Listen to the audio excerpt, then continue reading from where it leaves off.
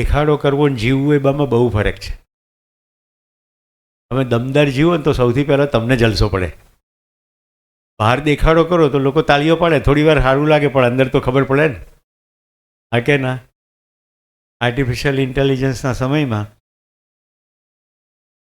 વચ્ચે એક્સપર્ટ છે યોગીભાઈ, કહ્યું કે કોઈ પણ ફોટો તમે જુઓ એ તમને એમ થાય કે મારે આવો ફોટો પાડવો છે, ભલે તમે ના ગયા હો બીચ ઉપર કે પેરિસના એફિલ ટાવર પર, તમે ફોટો પાડી શકો, થોડી લાઇક્સ મળી જાય, પણ અંદર તો ખબર પડે ને કે આમ હું તો નહોતો ગયો. તો મેં લીડરશિપનો એકદમ ફંડામેન્ટલ સમજાવી દીધું. જેને જેટલી ખબર પડી હોય હાથ ઉપર કરીને કહો. હાજી, હું HYFમાં એવી અપેક્ષા નથી રાખતો કે હું પ્રવચન કરીશ. હું એવી અપેક્ષા રાખું છું કે આપણે સંવાદ કરીશું. આટલું જે કંઈ કીધું એમાં લીડરશિપનો ફંડામેન્ટલ કહી દીધો, એકદમ બેઝિક પ્રિન્સિપલ.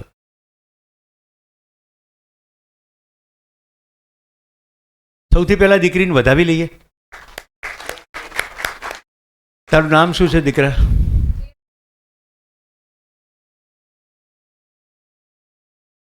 પ્રિયદર્શી. એટલું સરસ. હવે તમે જુઓ, સૌથી પહેલું શું થયું, હજી એ કશું બોલે તે પહેલાં આપણે આટલા લોકો એને વધાવી લીધા. ખ્યાલ આવે છે? લીડરની એન્ટ્રી પડે તો ફોલોઅરો તાળીઓ પાડે કે ના પાડે, ઊભા થાય કે ના થાય. તો તમારી વચ્ચે લીડર ઇઝ ઓલરેડી સ્ટેન્ડિંગ. હવે એ જે જવાબ આપે એ કદાચ યોગ્ય હોય, અયોગ્ય ના પણ હોય, તો હવે મારી ભૂમિકા છે એને સરખું કરવાનું. તો એમના માટે તક મળી ગઈ. બીજી, કશું અયોગ્ય થયું તો સુધરી જશે. લીડરશીપ એટલે શું, એની ઉપર જ આપણે કામ કરવાના છે. બોલો બેટા.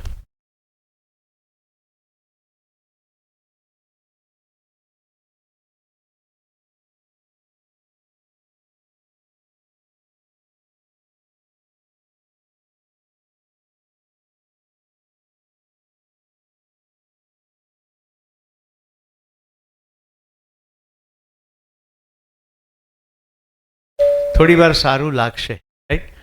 સુંદર સૂત્ર કહું છું, અચ્છા લગના અચ્છા હોના નહીં. એટલું સારું. સર્કલ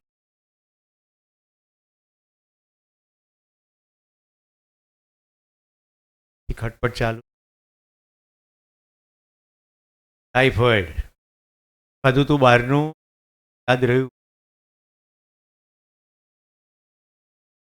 મારા આંકડામાં થોડું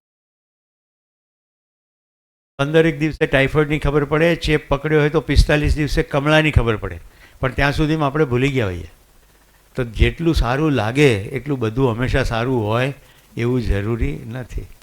એવું થઈ જાય કેવું સારું કે સારું લાગે એવું સારું હોય.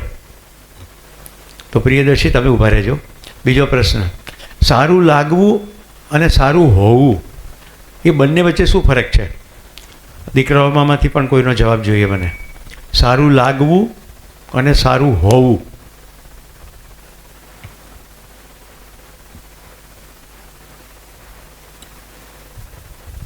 કોઈ નહીં? कोशिश करो. कोशिश करने वालों की कभी हार नहीं होती. शाबाश. આપણે એને પણ વધાવી લઈએ. તમે તાળીઓ પાડો ને, હેલો, તો તમે એને માટે નથી તાળી પાડતા, તમે પોતાના માટે તાળી પાડો છો કે મારું ધ્યાન ગયું કે કોઈકે નેતૃત્વ કર્યું છે એવું મારું ધ્યાન જાય, મારી અંદર એની ઇમ્પ્રેશન પડે તો આવતીકાલે હું પણ એ કરીશ. તાળી પાડવી એ બીજાને ખુશ કરવા માટે નથી, તાળી પાડવી એ પોતાને દ્રઢ કરવા માટે છે. તો દમદાર તાળી પાડો, પાડો તો પછી દમદાર પાડો. સર, તો તમે કીધું કે સારો લાગવો એટલે કે કોઈ પણ વસ્તુ મને પસંદ આવી, જેમ કે હું કોઈ મૂવી દેખું છું, એ સારી મને લાગે છે, ભલે એમાં કોઈ આપણે ક્વોલિટી શીખવા મળે કે ના મળે, પણ સારું છે એટલે કે આપણું જ્ઞાન છે. જેમ કે આપણે સ્કૂલ કોલેજમાં કોઈ પણ નોલેજ લઈએ છીએ એ સારું છે, અને સારું લાગવું એટલે ભલે એમાં તમને ક્વોલિટી મળે કે ના મળે, આપણે એ પસંદ છે મનથી, પણ જે રિયાલિટીમાં જે ગુડ છે એ જેમ કે નોલેજ છે એ બધું સારું, એવું મારું મંતવ્ય છે. તમે ખૂબ લાંબો વિશાળ જવાબ આપ્યો પણ પ્રિસિઝનમાં ના આપ્યો. પ્રિયદર્શીએ પણ જવાબ તો ઘણો આપ્યો, પણ મેં ક્વેશ્ચન એવો પૂછ્યો હતો કે મેં લીડરશિપનો ફંડામેન્ટલ કહી દીધો છે, એવું કીધું હતું ને. શું લીડરશિપનો ફંડામેન્ટલ છે? ફંડામેન્ટલ એટલે એકદમ બેઝિક સિદ્ધાંત. તમે તકનો એકદમ ઉપયોગ જવાબથી નજીક છો, એકદમ ખાલી કોશિશ કરો.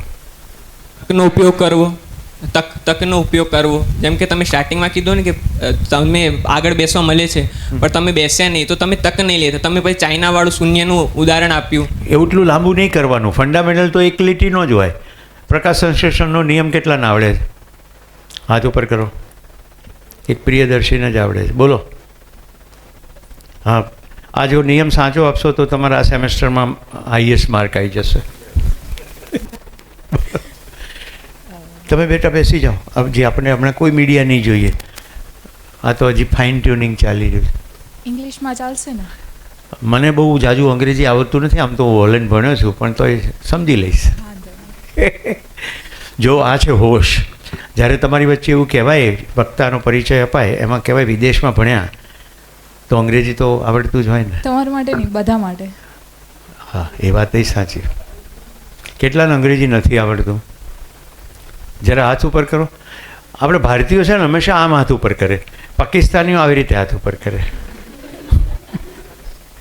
કારણ કે શું આત્મવિશ્વાસ ના હોય ને.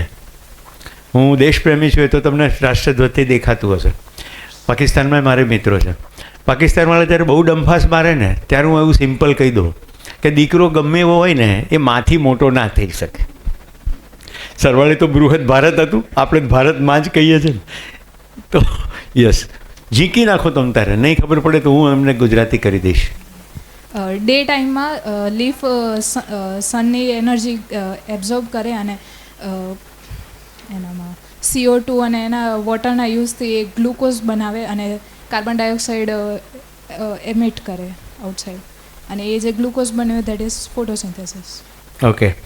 આ ફોટોસિન્થેસિસના સિદ્ધાંતમાં માણસ ક્યાંય આવ્યો નહીં. અને ખૂબ મોટી ભયાનક મિસ્ટેક થઈ ગઈ માનવજાતથી. આ આખા ફોટોસિન્થમાં એણે કીધું ગ્લુકોઝ બનાવે, પણ ફોટોસિન્થેસિસની પ્રક્રિયા પરફેક્ટ થાય તો ખાલી વનસ્પતિનો પોતાનો ખોરાક બને કે માણસનો પણ બને? બીજા જીવોનો પણ બને કે ના બને? હાથી, વાંદરા, બકરા, ગાય, બેલાડી, ભેંસ બધાનો ખોરાક બને કે ના બને? તમારો વાંક જરાય નથી. જેણે શીખવ્યું અને ફોટોસિન્થેસિસને ખાલી આટલું જ જોયું. આ જો સમજાઈ ગયું હોત તો આજે જંગલ બચાવો એવું કહેવું પડતું નહીં, ગ્લોબલ વોર્મિંગની સ્થિતિ થતી નહીં. આપણી માનવ જાતે જેટલા પણ નિયમો શોધ્યા એ પોતાના સંદર્ભમાં નાના સંકીર્ણ માનસિકતામાં શોધ્યા, સમગ્રતામાં શોધ્યા હોય તો એક બાળક ફોટોસિન્થેસિસનો પ્રિન્સિપલ શીખીને મોટું થાય તો પાંદડું તોડી શકે? તમે શું કીધું? O2 એમિટ કરે. O2 એમિટ કરે ને, CO2 તો એબ્સોર્બ કરે.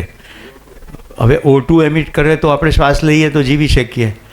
તો પ્રત્યેક ફોટોસિન્થેસિસની પ્રક્રિયા આપણા માટે જીવનદાયી છે કે નહીં? બેનનો જવાબ ખોટો નથી. મેં જે કહ્યું છે કે જે કહેવાયું એ પૂરતું કહેવાયું નહીં. આ 2 દિવસ આપણે સમગ્ર માનવજાતનું જેમાં કલ્યાણ છે, સમગ્ર માનવજાત એટલે પોતાનું થઈ જ જાય. હા કે ના? એક પ્રમુખ સ્વામીનો જ્યાં મંદિર હોય ને ત્યાં નજીકમાં એક આમ 2 હાથ જોડેલા હોય, એની નીચે લખ્યું હોય ભગવાન સૌનું ભલું કરો. બધાનું ભલું કરવાનું હોય તો પોતાનું ભલું થાય કે નહીં? તો સર્વ શુભ મેં સ્વશુભ સમાયા હુઆ હૈ. બધાનું જેમાં શુભ હોય એમાં આપણે તો આવી જ જઈએ. ફરી પાછું તને અભિનંદન આપું છું, તે બરાબર લીડરશિપની વાત પકડી. ફંડામેન્ટલ એ છે ખાલી ખુરશી ઓપોર્ચ્યુનિટી છે એટલું જ નહીં. ખાલી ખુરશી ઘણું બધું છે. ઓપોર્ચ્યુનિટી ખાલી બેસવા માટે નથી, ઓપોર્ચ્યુનિટી ટુ કન્ટ્રીબ્યુટ ઓલ્સો. દાખલા તરીકે ખાલી ખુરશી છે ને હમણાં કોઈ મહેમાન આવે તો હું કહી શકું કે આપના માટે અહીંયા જગ્યા છે, આવી જાઓ. તો ખાલી ખુરશી પોતાને માટે ઓપોર્ચ્યુનિટી છે, સમગ્ર માનવજાત માટે પણ ઓપોર્ચ્યુનિટી છે જો એ ખુરશીનો પ્રયોગ કરવામાં આવે. તો લીડરશિપનો બેઝિક ફંડામેન્ટલ એ છે કે તમને કેવું જોતા આવડે છે, કેવું જોતા આવડે છે. સામાન્ય માણસને જે નથી દેખાતું એ લીડરને દેખાય છે. અહીંયા હું જે લીડરના નામ લઉં એનો હું અંગત પ્રશંસક છું એવું માનશો નહીં. સદીઓથી આપણા દેશમાં સ્વચ્છતામાં પ્રભુતા એવું કહેવાતું આવ્યું કે નહીં? હા કે ના? કેટલી સરકારો 1947 પછી આવી, રાઈટ? 2014માં સ્વચ્છતા મિશન શરૂ થયું ગાંધીજીના ચશ્મા, અને આખા દેશમાં સફાઈના કાર્યક્રમો ચાલુ થઈ ગયા. ડોર ટુ ડોર કલેક્શન શરૂ થઈ ગયું. પ્રમાણમાં ઘણો બધો દેશ ચોખ્ખો લાગવા માંડ્યો. ચોખ્ખો થયો નથી, પણ કોઈકને એવું દેખાયું. શું દેખાયું? કે આ કંઈક કરવા જેવું કામ છે. હા કે ના?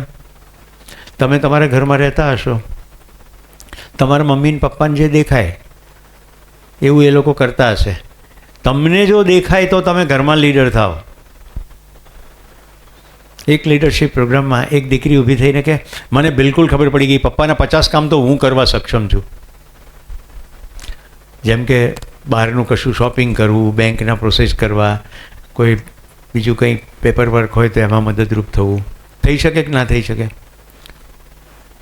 તો તમારું જો ધ્યાન જાય તો દીકરાઓને પણ કહું, હું જે ઘરમાં મહેમાન છું એ ઘરમાં ગઈકાલે હું કામ કરતો હતો અને મને સખત ભૂખ લાગી. તો એ ગૃહિણી બહાર ગયા હતા અને એક દીકરો ઘરમાં હતો 8મા ધોરણનો. મેં કહ્યું બેટા ભૂખ બહુ લાગી છે. તો કે ચણા છે, પછી કે પોપકોર્ન ફોડી લાવું? મેં કહ્યું ફોડી લાય. એને વર્લ્ડ ક્લાસ પોપકોર્ન ફોડીને મને આપ્યો. હું બધા ખાઈ ગયો. મેં કહ્યું સાંજે થોડું ભોજન ઓછું હશે ચાલશે. એનો શું મતલબ થયો? જ્યારે ઘરમાં પોપકોર્ન ફૂટ્યા હશે પહેલી વાર ત્યારે ઓપોર્ચ્યુનિટી દેખાણી હશે. કદાચ પ્રશ્ન પૂછ્યો હશે, કદાચ માએ લીડરશિપ લીધી હશે કે લે હું તને ફોડતા શીખવાડું. કોઈકે તો જોયું હશે ને ખાલી ખુરશી? યસ ઓર નો?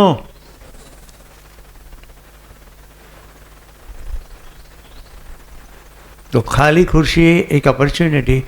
આ રૂમમાંથી બહાર નીકળી હવે જો લીડરશિપની કેટલી ઓપોર્ચ્યુનિટી છે. જેટલી સમસ્યાઓ દેખાય એ બધી લીડરશિપની ઓપોર્ચ્યુનિટી છે કે નહીં? હા કે ના?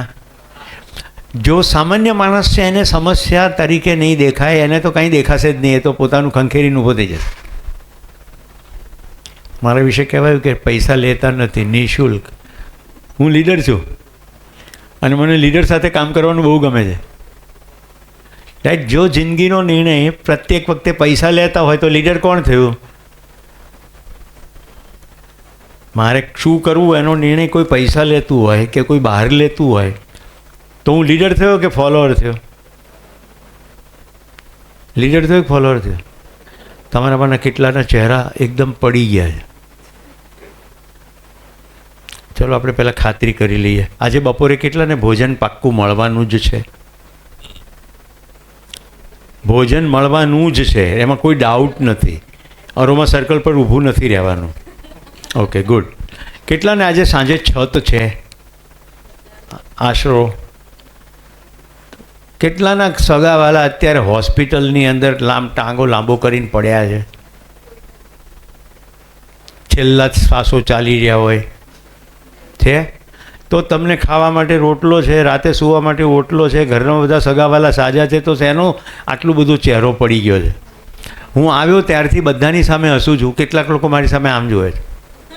પાલનપુરમાં હસવાનો કોઈ નિયમ નથી. જીડી મોદી કોલેજના પ્રવેશ દ્વાર આગળ લખેલું છે હસવાની બંધ. એવું હોય? યુવાન કોને કહેવાય? એને તો શિક્ષકે બી ઓપોર્ચ્યુનિટી છે. મને 5 દીકરીઓ વેલકમ કરવા આવી, રાઈટ? એમાંની એક દીકરી હસતી નહોતી, એ અત્યારે ક્લાસમાં છે.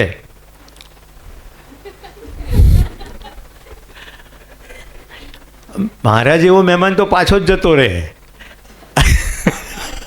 કે ભાઈ આ વેલકમ કરવા છે પણ હસતા નથી, તો આપણું શું થશે આજે આખો દિવસ? વન્ડરફુલ. હવે પ્રિયદર્શીને ખુશી થશે, ભલે એને વર્ણન કર્યું પણ ફંડામેન્ટલ પકડી લીધો હતો. હું વ્યાખ્યા કરું છું લીડરશિપની. આ વ્યાખ્યા જ્યારે કરું તો તમને એમ થાય કે મેં કર્યું છે શું પહેલાં? એવો એક સહજ પ્રશ્ન થવો જોઈએ, રાઈટ? તો કોર્પોરેટ કંપનીઓમાં મેં વર્ષોથી લીડરશિપ શીખવવાનું કામ કર્યું છે. એક નામ દઉં એટલે તમને એમ થાય કે ખરેખર કંઈ કર્યું હશે. અંબુજા સિમેન્ટનું નામ સાંભળ્યું છે? એના ચેરમેન, રાઈટ? તો એના ચેરમેનને કંપની કઈ રીતે ચલાવી એનું સ્ટ્રેટેજિક લીડરશિપ આ દેશની લેવલની કંપની મેં કીધી. કેડિલાનું નામ સાંભળ્યું જ હશે, દવા બનાવતી, રાઈટ?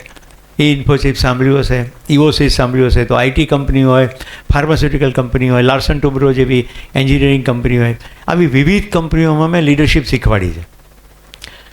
પણ મને તકલીફ શું થઈ ખબર છે? જેને હું લીડરશિપ શીખવું ને એ કેટલીક બેઝિક વસ્તુઓમાં લોચા મારતા હોય. એટલે મને એમ થાય કે આ કોલેજમાં શીખવાની જરૂર હતી, હજી આટલા ઢગા થયા તોય નથી આવડતું. એમાંથી મને અંદરથી હળી થઈ કે આપણે કોલેજમાં કરવું એટલે પૈસા નથી લેતા. તમે તૈયાર થઈ જાઓ, આવતીકાલે હું નહીં હોઉં પણ આ દેશને તમારે જ લીડ કરવાનો. તો તમે બહુ સદભાગી છો, HYFમાં પાર્ટિસિપન્ટ છો. અને આ 2 દિવસ હું તમારું તેલ કાઢીશ. તમે જો એમ માનતા હો કે હું આમ સરસ સરસ સુષ્ઠું પ્રવચન કરીશ તો નહીં મેળ આવે. ખ્યાલ આવે છે? એક લીડર તૈયાર કરે કે ફોલોઅર તૈયાર કરે? મને તમારી પાસેથી ચેલેન્જિંગ ક્વેશ્ચન જોઈએ છે, એવા ક્વેશ્ચન્સ કે મારે એવું કહેવું પડે કે સોરી મારી પાસે આનો જવાબ નથી, શોધીને કાલે કહીશ. હું હલેન ભણતો, પ્રોફેસર આઈવ્સ, 82 વર્ષની ઉંમર. કેટલી? 82 વર્ષ. એના નામની થિયરી ચાલે. 82 વર્ષના પ્રોફેસરની, તમારામાંથી કોઈ અત્યારે એન્જિનિયરિંગમાં નહીં હોય તો હાઇડ્રોલિક્સની થિયરી એમણે આપી છે. જેમ તમે ન્યૂટનનો ગતિનો નિયમ કહો, આર્કિમિડીઝનો તરતા પદાર્થનો નિયમ કહો, એમ પ્રોફેસર આઇવ્સની થિયરી છે હાઇડ્રોલિક્સમાં. એ ભણાવવા આવ્યા. હવે અમને ખબર પડી ને એટલે અમે તો એટલા રોમાંચિત. આઇન્સ્ટાઈન ભણાવવા આવે તો કેવું લાગે? અને મેં એક પ્રશ્ન પૂછી લીધો. સ્ટિકલરની ફોર્મ્યુલા પણ હાઇડ્રોલિક્સમાં છે. આઇવ્સની ફોર્મ્યુલા અને સ્ટિકલરની ફોર્મ્યુલા એમાં થોડું અંતર છે. એટલે જ્યારે તમે ગણતરી કરો ને, જેમ કે વોટર લાઇનનું ડિઝાઇન કરવાની છે, પાણીની ટાંકી હોય મોટી, એમાંથી ઘર સુધી પાણી પહોંચાડવાનું હોય તો અપ્સ એન્ડ ડાઉન્સ હોય જમીનમાં, એમાં વાલ ફિટ કરવાના હોય, પછી કેટલું ફ્રિક્શન આવે, પાઇપનો વેગ કેટલો, એ બધા ફેક્ટર નાખો ને એ પેલી ફોર્મ્યુલાની અંદર, એટલે તમને રિઝલ્ટ આપે કે આવું આવું કરાય. મેં પ્રશ્ન પૂછ્યો કે સાહેબ તમે ડિઝાઇન કરવાના હો તો તમે તમારી પોતાની થિયરી વાપરો કે સ્ટિકલરની થિયરી વાપરો? હવે વિચાર કરો કે જેને થિયરી આપી છે એને આવો ચેલેન્જિંગ ક્વેશ્ચન પૂછવો. હું અત્યારે રોમાંચિત છું, એટલા વિનમ્રતાથી એમણે કહ્યું કે હું પોતે સ્ટિકલરની ફોર્મ્યુલા પસંદ કરું. એટલે હવે સંવાદ શરૂ થઈ ગયો. મેં કહ્યું સાહેબ એવું કેમ? તો કે હવે એક સેપરેટ સેશન લેવું પડશે. એક સેપરેટ સેશન સાંજે લીધું અને સ્ટિકલરની ફોર્મ્યુલામાં શું ફાયદો, પોઝિટિવ, શું મર્યાદાઓ, કઈ કઈ સિચ્યુએશનની અંદર સ્ટિકલરની ફોર્મ્યુલા વધારે સારી રીતે કામ કરે, કઈ સિચ્યુએશનમાં આઇવ્સ નહીં, એવું એમણે અતિ વિનમ્રતાથી કહ્યું. એટલું જ નહીં, હી વોઝ ફ્રોમ જર્મની. એટલે મને કે જર્મની આવવાનું થાય તો મને મળજો. દેખાય છે ઓપોર્ચ્યુનિટી? પ્રશ્નો પૂછો, ઊભા થાવ તો તમારા માટે ઓપોર્ચ્યુનિટી છે. હું પ્રિયદર્શીને આગળ આવવાનું કહું છું, આવો. અને બેન દીપિકાને પણ. કોઈ પણ લીડરશિપને જ્યારે ઓપોર્ચ્યુનિટી દેખાય તો બીજા જે હેન્ડલ કરતો એ લઈને દેખાય ને. હું હંમેશા રાષ્ટ્રધ્વજની પિન પહેરું છું. દીપિકાને રિક્વેસ્ટ કરું કે આ મારા તરફથી એ પિન એને પહેરાવી દેવામાં આવે. અબ તુમ્હારે હવાલે વતન સાથીઓ. મેં હમણાં જે લીટી કહી એ અમે તમને ગાઈને બતાડી. રાષ્ટ્રધ્વજ એ એક સિમ્બોલ છે, રાઈટ? કે દેશની હું થોડી જવાબદારી લઉં છું. પિન પહેરીએ તો ખાલી શો માટે ના પહેરાય. 15મી ઓગસ્ટ એકદમ નજીક છે, કંઈક કરવું પડે. કરીએ તો પિન શોભા દે.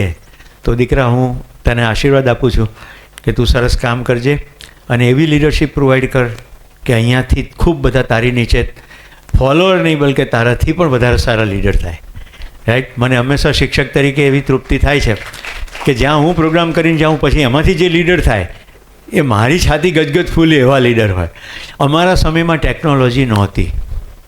મારે 5000 ઝાડ વાવવા હતા ગાંધીનગરની અંદર, તો મને દમ નીકળી ગયો હતો. કારણ કે વન વિભાગમાં જઈએ એટલે કે 50 રોપા આપીશું, જાણે ઉપકાર કરતા હોય તેમ, રાઈટ? મારે 5000 ઝાડ વાવવા હતા. મેં જગ્યા નક્કી કરી હતી તમારી ઝાડ માટે. અત્યારે જ્યાં ગિફ્ટ સિટી ઊભું છે ત્યાં મારા વાવેલા ઘણા બધા ઝાડ હજી ઊભા છે. પ્લાનિંગ અંતર્ગત કેટલાક નીકળી ગયા, મને એનું ઊંડું દુઃખ છે. પણ એવી રીતે નર્સરીઓમાં ધક્કા ખાધા. પછી એક દિવસ બત્તી થઈ ગઈ કે MP કે MLAને જ પકડવા જોઈએ, રાઈટ. MP MLA ના મળ્યા એટલે મેં ગાંધીનગરમાં, ત્યારે તો મ્યુનિસિપાલિટી નહોતી, પણ અમદાવાદના એક કોર્પોરેટર અસિત વોરા પછી અમદાવાદના મેયર પણ થયા, અને સદભાગ્યે કોલેજ કાળમાં અમે બંને સાથે આંદોલનમાં હતા, એટલે મિત્ર હતા. એટલે મેં કીધું ભાઈ તમારો કોઈ સંપર્ક હોય તો મને કહો ને. એટલે એણે મને ગાંધીનગરના કોઈ લીડિંગ વ્યક્તિનો સંપર્ક આપ્યો. અત્યારે તો મને નામે યાદ નથી, રાજકારણમાં નહોતા પણ એમની કોઈ વગ હતી. એટલે એણે ફોરેસ્ટ ડિપાર્ટમેન્ટમાં ફોન કર્યો કે કોઈ માણસ મથે છે રોપામાં, શું અખાડા કરો. જ્યારે ખખડાવાની ભાષામાં કહ્યું હશે. મને ફોરેસ્ટ ડિપાર્ટમેન્ટ તરફથી ડાલું મળ્યું અને 5000 રોપા પણ મળ્યા. પછી ફાધર હેરી પિન્ટોને મળવા હું ઝેવિયર કોલેજ ગયો, સ્કૂલ ગયો. મેં કીધું હું એકલો તો ના વાવી શકું, આ મિશન ઉપાડ્યું છે લીલું કરવાનું, તો તમે મને વિદ્યાર્થીઓ આપો. તો કે 200 વિદ્યાર્થીઓ છે, આપી દઈએ. જે ડાલામાં રોપા ગયા એ જ ડાલામાં વિદ્યાર્થીઓની ફેરી કરી અને 5000 ઝાડ અમે એક દિવસમાં વાવી નાખ્યા. 200 વિદ્યાર્થીઓ, 5000 ઝાડ. એક વિદ્યાર્થી કેટલા વાવવાના થાય? હિસાબ લગાવો. 5000 ભાગ્યા 200 કેટલા થાય? એટલે આટલા સાદા સવાલનો જવાબ નથી. હે, એક દિવસમાં એક વિદ્યાર્થી કેટલા વાવી શકે? ખાડા તૈયાર હોય તો ખાડા તૈયાર હતા, કારણ કે એટલી વન વિભાગે દયા કરી હતી. એક ઝાડ વાવતા ખાડો તૈયાર હોય તો કોથળી ફાડીને અંદર વાવતા કેટલી મિનિટ થાય? રાઈટ. GD મોદી કોલેજમાં કેટલા વિદ્યાર્થીઓ છે?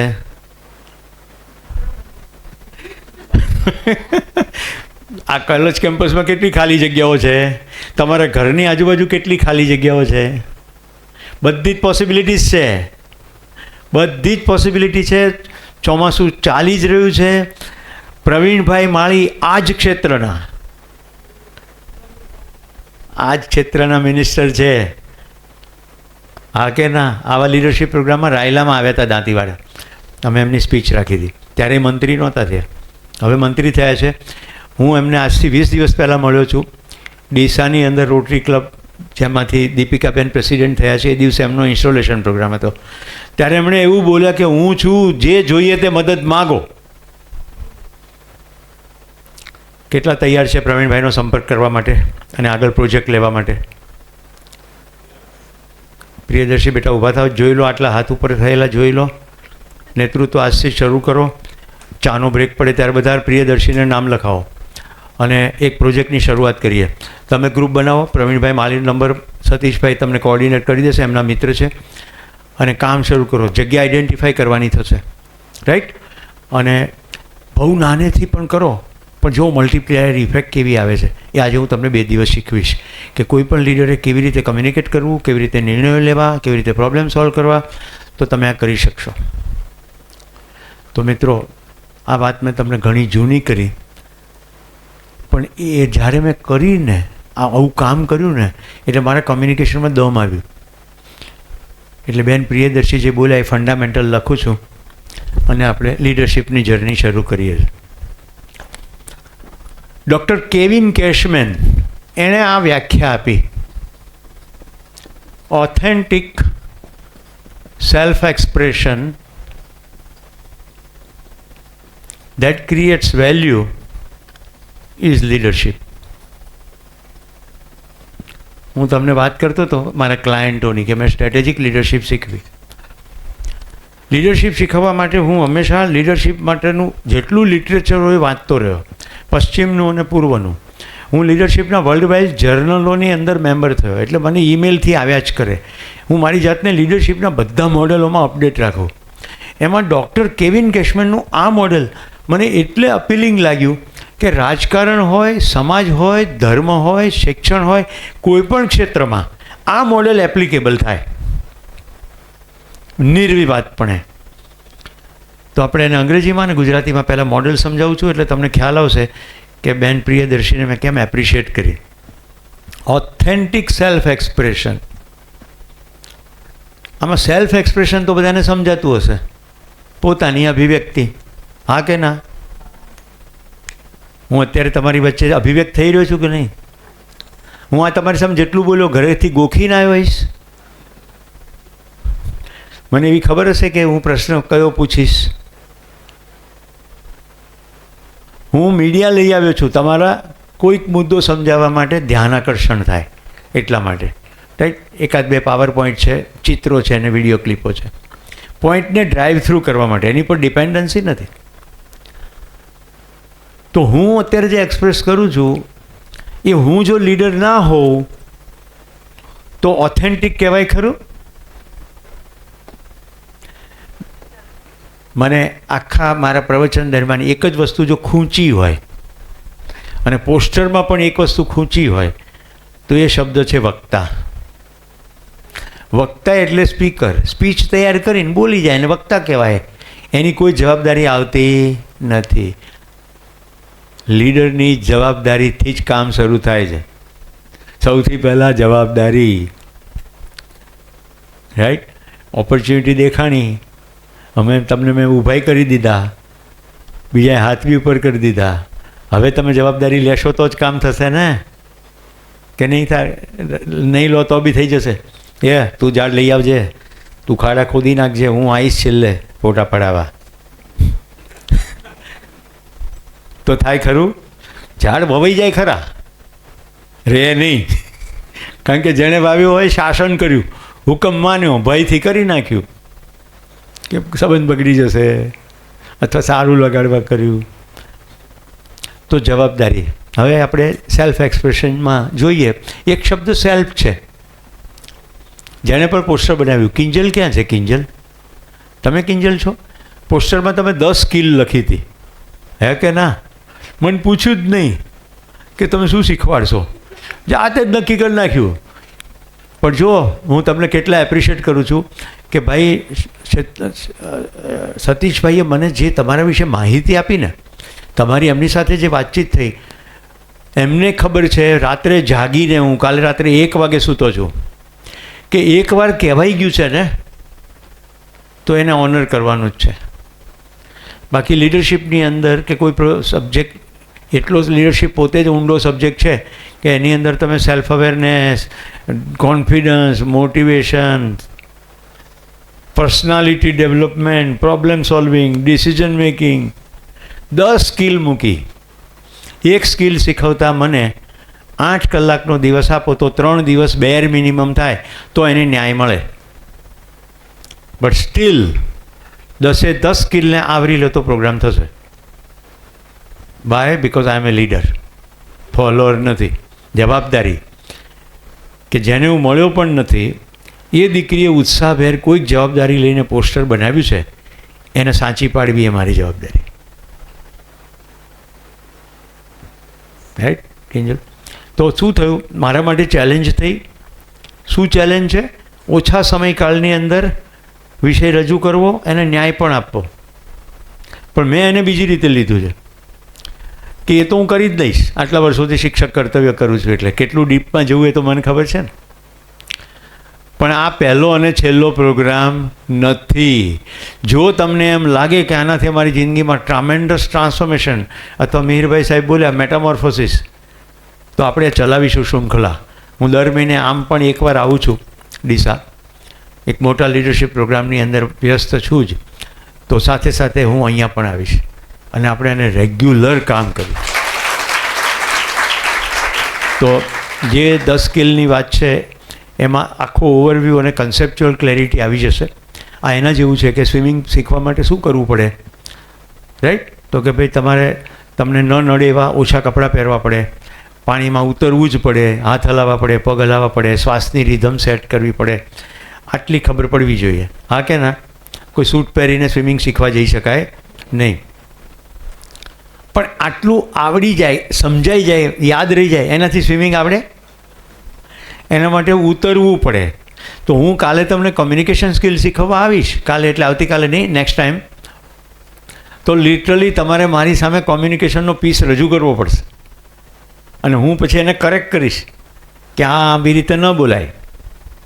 તો આજ પછી HYFમાં જ્યારે પણ ઓર્ગેનાઇઝ કરો, વક્તાને સામેથી પૂછી લો, કારણ કે તમે વક્તા માનો છો પણ સામેવાળી વ્યક્તિ ઈચ્છતી હોય કે મને વક્તા તરીકે પેશ ના કરે. મને કોઈ પણ મોટિવેશનલ સ્પીકર કહે છે તો હું એને ઇન્સલ્ટ માનું, કારણ કે સાયન્સ ખબર પડી ગઈ, કોઈને કોઈ દિવસ મોટિવેટ કરી શકાય જ નહીં. વ્યક્તિ પોતે મોટિવેટ થાય. ડિફરન્સ ખ્યાલ આવે છે? કોઈને મોટિવેટ ના કરી શકાય. જો મોટિવેટ કરી શકાતું હોય તો એક ક્લાસમાં એક જ શિક્ષક, સેમ સિલેબસ, બધા વિદ્યાર્થીઓ, બધા ટોપ આવવા જોઈએ ને? હા કે ના? Same syllabus, same time, same exam. કેટલાક ગોલ્ડ મેડલ લાવે, કેટલાક નપાસ થાય, કેટલાક તો ભણવાનું જ છોડી દે. તો શિક્ષક કઈ રીતે કહી શકે કે મેં મોટિવેટ કર્યો તો પેલા ગોલ્ડ મેડલને? ભાઈ તમે તો બધાની સામે એક જ સરખું બોલો છો. મોટિવેશન ઇમ્પોસિબલ છે. અત્યારે દુકાનો ફૂટી નીકળી છે મોટિવેશનની. તમે જાગી જજો. તમારી સામે જે પણ મીડિયા આવે છે એની અંદર જાત જાતની આકાશમાંથી તારા પડે તોડી લાવવાની વાતો કરવામાં આવે. રોલ્સ રોયસ આવી જશે અને પૈસા આવી જશે, એમ કદી થતું નથી. મિત્રો, કશું પણ ખોટું કર્યા વગર મેં મારી જિંદગીમાં બધું પ્રાપ્ત કર્યું છે. એક ભારતની અંદર રહેનાર નાગરિક કશું ખોટું કર્યા વગર બધું પ્રાપ્ત કરી શકે કે કેમ, એવો ડાઉટ જ્યાં ચાલી રહ્યો છે. પદ, પૈસા, પ્રતિષ્ઠા, મિત્રો, સારી જિંદગી. અને મને ખુશી છે કે થઈ શકે એવું છે. એવું જો તમે શીખી જાઓ તો કશું ખોટું કરવાની જરૂર નથી. આજે ગુરુ પૂર્ણિમાનો પવિત્ર દિવસ છે. મને ખૂબ આનંદ થાય છે. જેને હું મારા ગુરુ માનું છું, નવીન કાકા મારી સામે ઉપસ્થિત છે, પહેલી હરોળમાં બેસીને. એમને મારી પાસેથી કંઈ નવું શીખવાનું નથી, પણ એ જ્યારે મારા પ્રોગ્રામમાં હાજર રહે છે ત્યારે માટે તૃપ્તિનો એ વિષય છે કે મારા ગુરુ રાજી થતા હશે કે હું જે કંઈક કરી રહ્યો છું એ દમદાર કરી રહ્યો છું. નહીં તો આવે જ નહીં ને. નિયમિત રીતે નવીન કાકા આવતા રહે છે કાર્યક્રમમાં.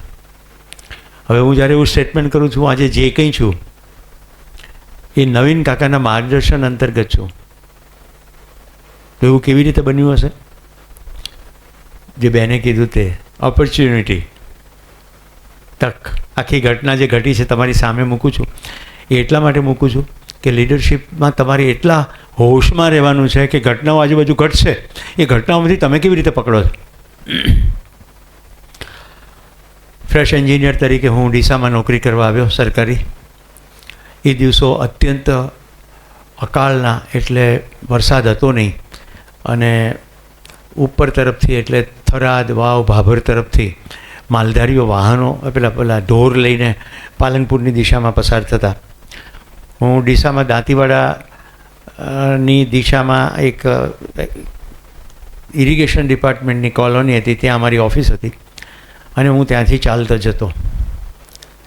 એકવાર હું પાછો ફરતો હતો, નવીન કાકા રોડની સાઈડમાં ઝાડ વાવતા હતા. આ મારું નવીન કાકાનું પહેલું દર્શન, વેરી ફર્સ્ટ સાઇટ. મેં સાયકલ ઊભી રાખી દીધી અને હું એમની પાસે ગયો અને મેં એમને એવું કહ્યું કે કાકા હું તમને મદદ કરું. આજે મને એ સ્ટેટમેન્ટ ઉપર શરમ આવે છે, રાઈટ? મદદ કરવાની હોય નહીં, સાથે જોડાવાનું હોય. તો કાકા એવું બોલ્યા કે ભાઈ આ તો સૌનું કામ છે, તમને યોગ્ય લાગે તો કરો. અહીંયા 2 જગ્યાઓ ખાલી છે, અહીંયા ખાલી છે, આવો આવો આવો.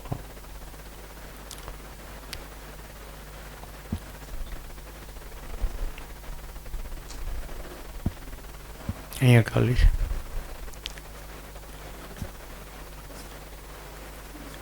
તમે ત્યાં સામે આવી જાઓ, આ બાજુ આવી જાઓ. જે દીકરી અહીંયા બેઠી હતી એ અહીંયા આગળ આવતી રહે.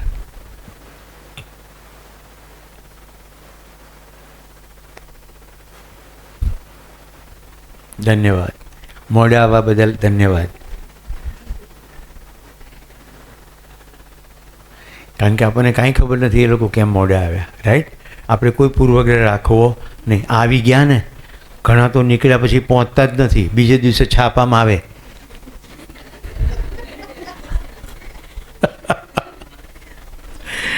તો thank God everything is fine, right?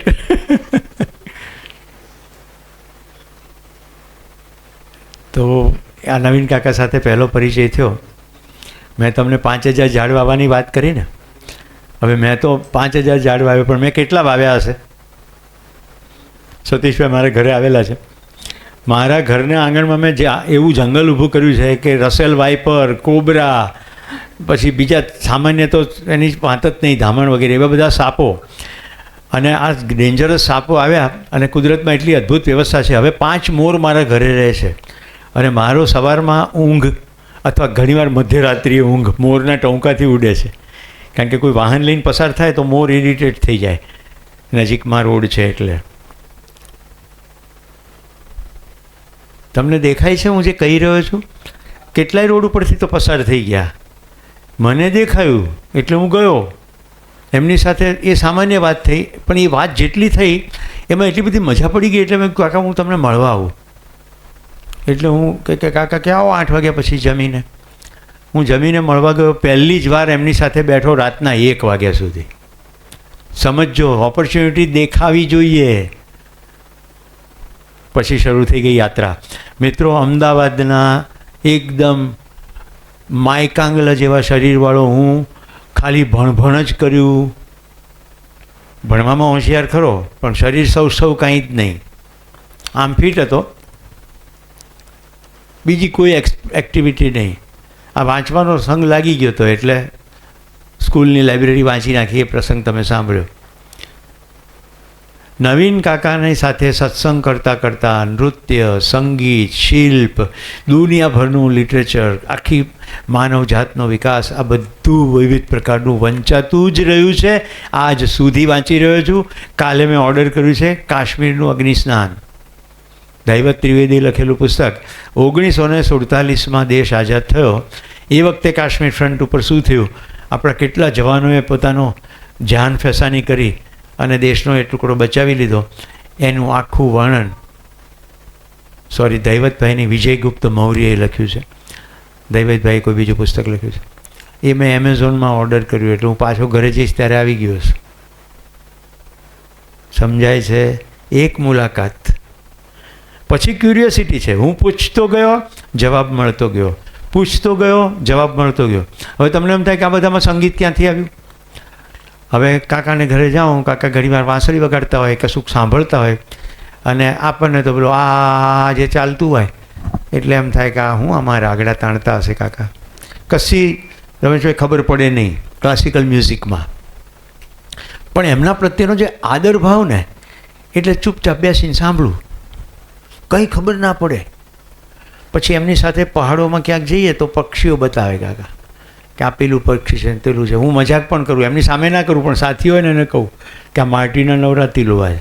એ દિવસોમાં પ્લેયર હતી, આ સ્ટેફી ગ્રાફ છે, આવું બોલું. એમના પ્રત્યે આદર એટલે એમની મજાક ના કરું, કારણ કે કંઈ ખબર પડે નહીં, બધા ચકલા જ લાગે, લાલ પીળા. પણ જો લાગેલા રહીએ જ શું થાય? એક સાંજે હું પહોંચ્યો કાકાના ઘરે. કાકા એકલા બેઠા હતા અને કશુંક વગાડતું હતું. એટલે મેં કાકા શું છે? તો કે પહેલાં સાંભળો એમ કરીને એમણે ટેપ બંધ કર્યું અને પછી મને એક આખી વાત કીધી. મહારાષ્ટ્રમાં ચોખામાળા નામના એક વ્યક્તિ શુદ્ર ભક્ત થઈ ગયા. ભગવાન વિઠોબાનું મંદિર છે, વિઠ્ઠલનાથજી, રાઈટ? એ વિઠોબાજીના મંદિરની સામેની શેરીમાં ચોખામેળા નામનો આ ભક્ત રોજ કચરો સાફ કરે. શુદ્ર છે એટલે મંદિરમાં જવાની મનાઈ છે, પણ એના હૃદયમાં રોજ એમ થાય કે ક્યારે મને વિઠોબાના દર્શન થાય. હવે એક દિવસ એમનું વહેલું આવી જવું ને પૂજારીનું મોડું પડવું. મંદિર ખુલ્લું હતું, ચોખામેળા નામ છે. હા, દોડીને મંદિરમાં પહોંચી ગયા અને ભગવાન વિઠોબાજીની મૂર્તિને ભેટીને રડવા માંડ્યા કે આજ તો દર્શન થઈ ગયા. એટલી વારમાં પૂજારીઓ આવ્યા, ચોખામેળાને મંદિરમાંથી છૂટા, મૂર્તિમાંથી છૂટા કરીને લાત મારીને ઉપરથી ફેંક્યા.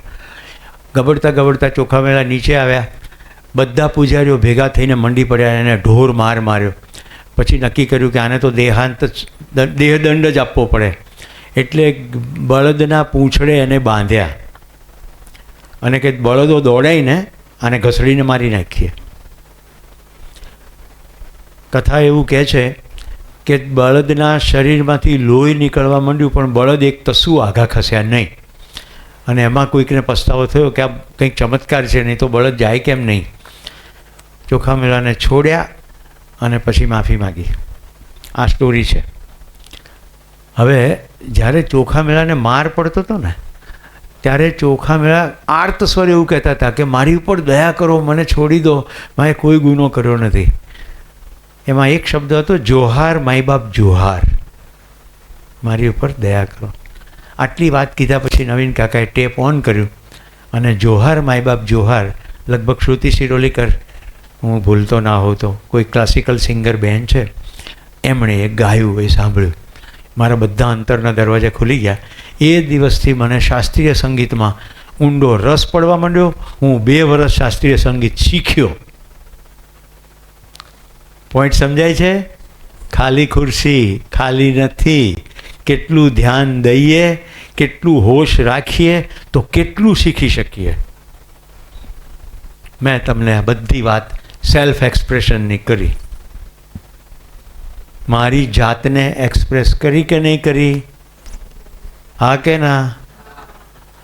કાકાને ઝાડ વાવતા જોઈને હું ગયો કે ના ગયો? પ્રશ્ન પૂછ્યો કે ના પૂછ્યો? રાઈટ. આ શું વગાડો છો? આ પક્ષી કયા છે? અત્યારે 100થી વધુ પક્ષીઓ ઓળખી શકું.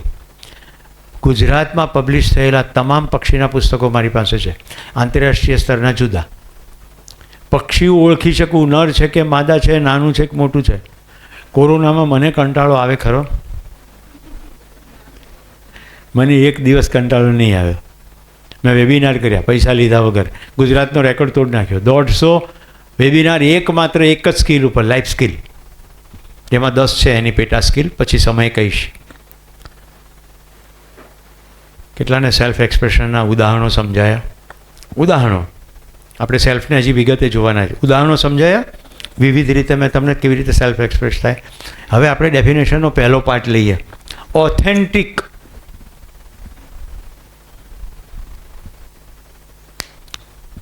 ગાંધીજી, વિનોબાજી, રામકૃષ્ણ પરમહંસ, વિવેકાનંદ, બધાના નામે આ કહેવાયું છે. એટલે કોણે કર્યું હશે ખબર નહીં. અત્યારે આપણે ગાંધીજી પકડીએ. ગાંધીજીને એક બેન આવીને કે મારો છોકરો ગોળ બહુ ખાય છે બાપુ, આને સમજાવો ને. તો કે 15 દિવસ પછી આવજે. 15 દિવસ પછી ગાંધીજી પેલા છોકરાને માથે હાથ મૂકીને કે બેટા બહુ ઓછો ગોળ ખાવો, બહુ વધારે ગોળ ખાવો નહીં.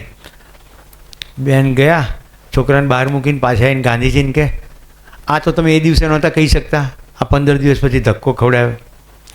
તો કે બેન હું આ 15 દિવસ દરમિયાન મેં ઓછો ગોળ ખાધો છે, કેટલાક દિવસો તો ખાધો જ નથી, એટલે હવે મારો હક છે કે હું કહું. હું જ જો ના કરતો હોઉં તો મારે કહેવાય નહીં. આને કહેવાય ઓથેન્ટિસિટી. 3 લેવલની ઓથેન્ટિસિટી છે. હું કંઈક કરતો હોઉં, ડુ. હું કશુંક વિચારતો હોઉં જે તર્કબદ્ધ હોય, સાચું હોય, કલ્યાણનું કન્સેપ્ટ હોય એની અંદર. હું બોમ્બ બનાવવાનું વિચારતો એની વાત નથી કરી રહ્યો. અને મને કશુંક સંવેદન હોય, લાગણી હોય, આ ત્રણેય સાચું હોય અને પછી હું કંઈક એક્સપ્રેસ કરું તો એને ઓથેન્ટિક સેલ્ફ એક્સપ્રેશન કહેવાય. મેં ઝાડ ના વાવ્યું હોય અને પછી હું બધાને કહું કે તમારે ઝાડ વાવવા જોઈએ, તો વાતમાં દમ આવે? ઓથેન્ટિસિટી હોય તો કેવો દમ આવે. ચલો 2019ની સાલ, હું મારા દીકરીના ઘરે બેઠો છું અને રાતનો સમય છે, 11, 11:30 વાગ્યાનો. હું કોઈ ડોક્યુમેન્ટરી જોઈ રહ્યો છું અને ફોન આવ્યો. એ બેનનું નામ સૌથી છેલ્લે કહીશ. એક બેનનો ભારતથી ફોન આવ્યો. ફોનમાં વાત કરતાં કરતાં રડવા લાગ્યા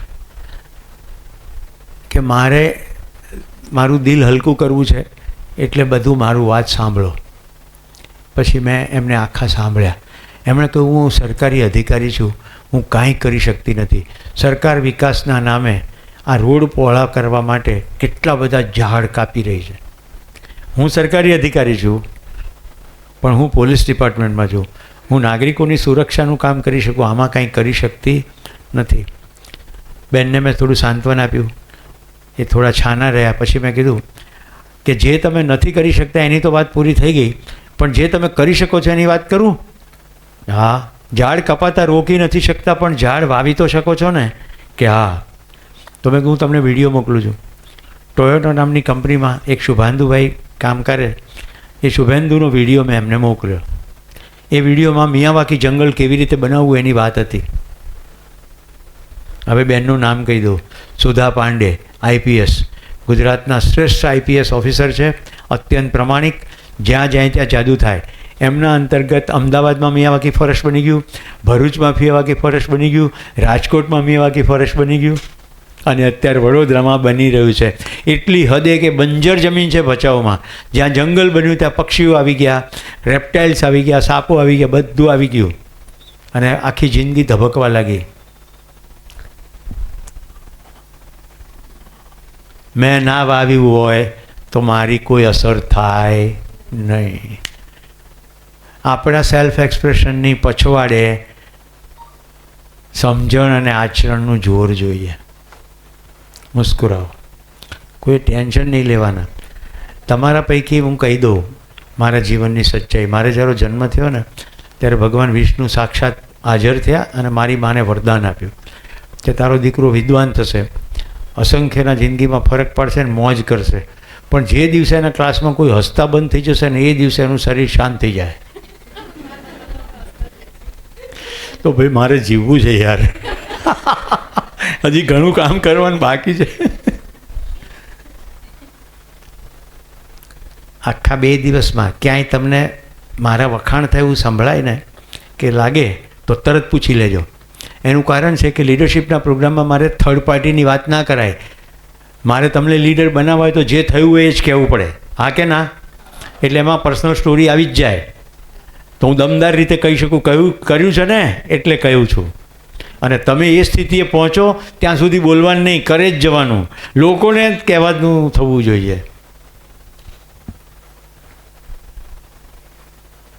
પરિણામો કેવા મળે? બચેન્દ્રીપાલને કેટલા જાણે છે? બચેન્દ્રીપાલ જરા સરખો ભારતીયોની જે વાત ઉપર કરો, મતલબ કે ઘણાને ખબર જ નથી. તમે બધા ભણી ગયા છો એનો પાઠ. બચેન્દ્રીપાલ ભારતના પહેલાં એવરેસ્ટર મહિલા છે. મારે ઘરે એક દિવસ રહી ચૂક્યા છે, મારા પ્રોગ્રામની અંદર ફેકલ્ટી તરીકે આવી ચૂક્યા છે.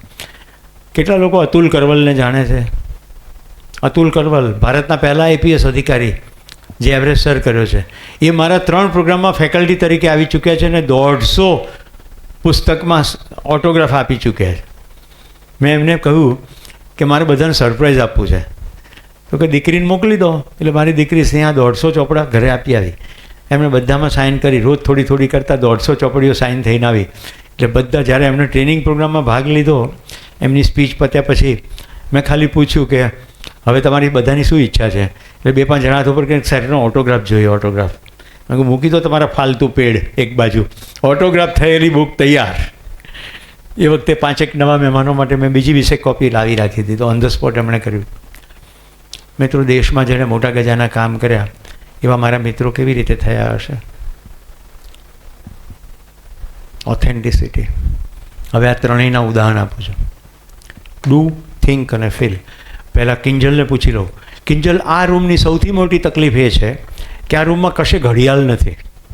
જ્યાં પ્રોગ્રામ સ્પીચ થવાની હોય ત્યાં વક્તા, મારી જેવો વક્તાને તો સમયનું ભાન રહેતું જ નથી, કારણ કે એટલો ઉત્સાહ આવી જાય ને, આમ ઘટમાં ઘોડા થનગને અને આતમ વીંજે પાંખ, અણદીઠેલી ભોમ પર યૌવન માંડે આંખ. હું થાકું જ નહીં કદી શીખવતા.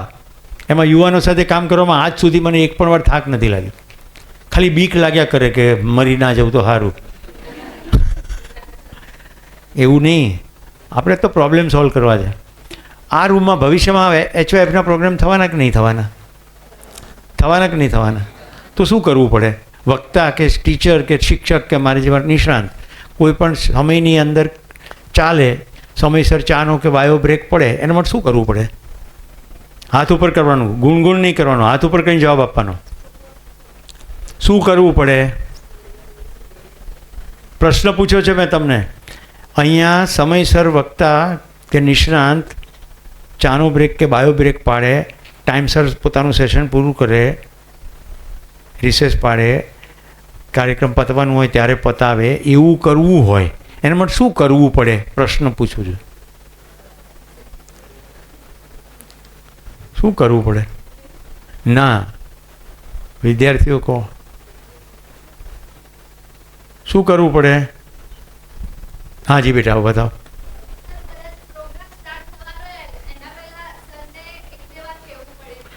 પણ ચાલોમાં વહેવા માંડ્યો છે હવે હું તો, મને હવે ભાન રહ્યું નથી. એ સ્થિતિમાં ભવિષ્યમાં એવું ના થાય. આજ તો થઈ ગયું. આજ તો ખુરશી બગડી જાય તો ભલે બગડી જાય, લેકિન બ્રેક પડશે નહીં 12 વાગ્યા સુધી. ભવિષ્યમાં એવું ના થાય ને માટે શું કરવું પડે? જો હિંમતથી બોલો, કેમ્પસ ડાયરેક્ટર પણ હાજર છે. શું બેર મિનિમમ કરવું પડે? ઓછામાં ઓછું શું કરવું પડે? બોલો બોલો. ઘડિયાળ લગાવવી પડે. એટલે આટલું સિમ્પલ નહીં આવડતું? ઊભો થા ભાઈ, આને માટે તાળીઓ પાડીએ. તમે લોકો HYFમાં નથી, તમે આમ પરવા નીકળ્યા હતા અને સાહેબને દેખ્યા એટલે શરમે આવી ગયા. કેટલા રૂપિયાની ઘડિયાળ આવે? નાનકી નહીં, એમ તો અહીંયા પ્રાય કે ઘડીએ ઘડીએ જોવી પડે, એમ તો અહીંયા લાગેલી જ છે ને. અને અહીંયા મારી ત્યાં પડી મારો મોબાઈલ, આની અંદર હું મૂકી દઉં રિમાઇન્ડર, તો એની જાતે કે બી ખરું ને. પણ દરેક વેસમાં મારે ઉર્જા ક્યાં મૂકવી પડે? ત્યાં જોવી પડે, રાઈટ. આમ જોયું એટલે તરત દેખાડે 9:37. પણ મારે એવું ના કરવું પડે. એના માટે શું કરવું પડે? મારે ઘડિયાળ આમાં કે આમાં ના જોવી પડે, એના માટે શું કરવું પડે? મોટી ઘડિયાળ લગાડવી પડે. કેટલું સિમ્પલ છે. અને ક્યાં ઘડિયાળ હોવી જોઈએ? પાછળ. આજે મારા તરફથી 12 વાગ્યા પછી કોઈ એક વિદ્યાર્થી લીડરશિપ લો ઓર્પેટની ઘડિયાળ આવે જ છે, રાઈટ. કોણ લેશે ઘડિયાળ ખરીદવાનું કામ? પૈસા હું આપી દઈશ. Kinjal, okay, very good. આજે ઘડિયાળ ખરીદી લેજો 12 વાગ્યા પછી, આવતીકાલે લગાડી દેજો. એટલે આવતીકાલે ઘડિયાળનો problem solve. Leadership is all about seeing opportunity and solving the problem. Concern છે, નિસ્બત છે, એ જ ઓથેન્ટિસિટી છે. હવે 3 બતાડું છું. Do, think and feel. Do એટલે શું? કરવું. બેસી જાઓ બેટા, ધન્યવાદ. હું કશું કરતો હોઉં અને કહું, એ તો ખ્યાલ આવી ગયો. વન વિભાગની આપણે વાત કરી. હવે થિંકની વાત કરીએ. કશુંક વિચારતા હોઈએ કે કરવા જેવું કામ છે, પણ કરતા ના હોઈએ અને છતાંય એક્સપ્રેસ કરીએ. દાખલા તરીકે હું મુંબઈ ગયો હોઉં અને આ ભાઈ મને કહે કે સાહેબ ચેન્નાઈ કેવી રીતે જવાય? આવો સાહેબ, ચેન્નાઈ કેવી રીતે જવાય? તો હું એમ કહું કે ભાઈ હું તો નહીં કહું, હું તો કોઈ દિવસ ચેન્નાઈ ગયો નથી.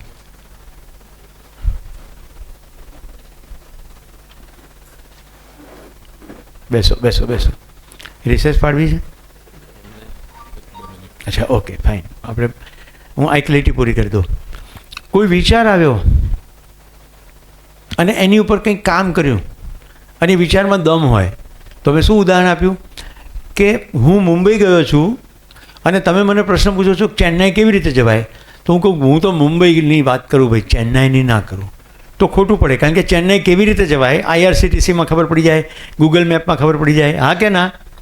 તો જે સાચી તમને ખબર પડી જાય એનું પણ તમે એક્સપ્રેશન કરો તો પણ એ ઓથેન્ટિક એક્સપ્રેશન છે. સ્પષ્ટ ખબર હોવી જોઈએ, ગોળ ગોળ નહીં. કીધું કે કશું કરતા હોઈએ અને પછી એક્સપ્રેસ કરીએ, રાઈટ. એઝ અ લીડર હું કંઈક કરું છું અને પછી બીજાને કરવા માટે કહું છું, તો એ ડુઈંગના લેવલનું ઓથેન્ટિસિટી થઈ. પછી હું વિચારું છું અને મારી અંદર વિચારની બિલકુલ સ્પષ્ટતા છે.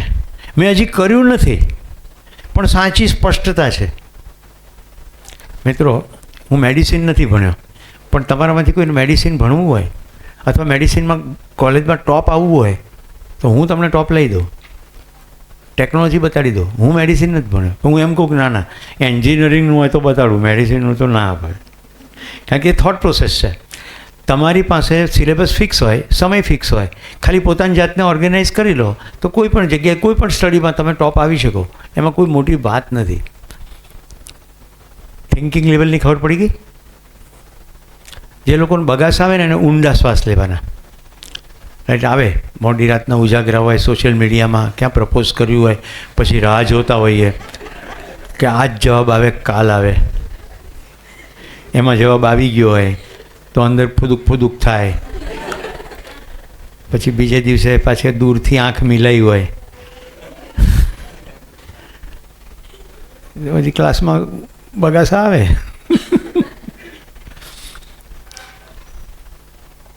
ત્રીજું ફિલિંગ. મેં કર્યું નથી, કેમ કરવું એની મને ખબર પણ નથી, પણ છતાં કરવા જેવું કામ છે. હું નામ સાથે કહીશ, ગાંધીનગર કડી યુનિવર્સિટી આવધ લીડરશિપનો 5 દિવસનો પ્રોગ્રામ. મેં કહ્યું કે તમને શું કરવા જેવું લાગે છે, રાઈટ? એટલે બધા વિદ્યાર્થીઓ 5-7 ભેગા થઈને પ્રોજેક્ટ લે, જેમ હમણાં આપણે પ્રિયદર્શીને પ્રોજેક્ટ આપ્યો અત્યારે તો, રાઈટ? પણ ત્યાં સ્વયંસ્ફૂર્ત રીતે લે. તન્મય નામનો વિદ્યાર્થી ઊભો થઈ ગયો કે સાહેબ અમારા ઘરોમાં તો બધી અનુકૂળતાઓ છે, પણ છાપા વાંચું છું તો એવું લાગે છે કે મેન્સ્ટ્રુએશન હાઇજીન, દીકરીઓને માસિક આવે અને સ્વચ્છતાનો ખ્યાલ ના હોય તો એમની તબિયત ખરાબ થઈ જાય, એમના મૃત્યુ સુધીના ચેપો લાગે છે. તો મારે એમાં કામ કરવું છે. સમજાય છે? કોઈ છોકરાને મેન્સીસ આવવાનો પ્રશ્ન જ નથી, એટલે ડુઈંગ તો છે જ નહીં. એમને સમજાવવાનું, જેને પોતાની સ્થિતિની ખબર નથી એ કેવી રીતે બીજાને સમજાવશે? ખાલી કરવા જેવું કામ છે, ફિલિંગ. મેં તરત એને કહ્યું કે તન્મય સાથે કેટલા જોડાશે? તો રાહુલ સુખડિયા નામનો વિદ્યાર્થી ઊભો થઈ ગયો. 2 છોકરાઓ તૈયાર થયા, પ્રોજેક્ટ ડિઝાઇન સમજાવી કે ઝૂંપડપટ્ટીમાં જાઓ, થોડા લોકોને મળો, શોધી કાઢો એમાં લીડર જેવું કોણ છે, રાઈટ? જે તમને પ્લેટફોર્મ પૂરું પાડે કે ભાઈ બહેનોને ભેગા કરે. Doctor Sanjay Shah gynaec doctor છે, એમના પત્ની અમીબેન ગાંધીનગરના, એમની પાસે હું તમને મોકલી દઉં છું. સમજી લો ગાયનેક ડૉક્ટર પાસેથી કે સાવ સામાન્ય ભાષામાં કેવી રીતે વાત થાય. તમે ત્યાં જઈને ટેકનિકલ ભાષામાં વાત કરો, મેન્સ્ટ્રુએશન હાઇજીન એમ બોલો તો કોઈ ખબર ના પડે, રાઈટ? પણ બહેનોને કહો ભાઈ દર મહિને તમને લોહી પડે છે કે એવું કંઈ સાદી ભાષામાં કહો. એ લોકોની સાથે 10 દીકરીઓ જોડાઈ અને 12 જણાએ ગાંધીનગર આખામાં ઝૂંપડપટ્ટીની બહેનોમાં હાઇજીનનું કામ કર્યું. એટલું જ નહીં, પછી તો મેં પેલી પિક્ચર આવી પેડમેન, ગુજરાતના રાજ્યપાલે એ આખી ટીમનું સન્માન કર્યું, કારણ કે પેડમેન પિક્ચર તો પછી આવી, એની પહેલાં તન્મયને રાહુલ કરી ચૂક્યા હતા.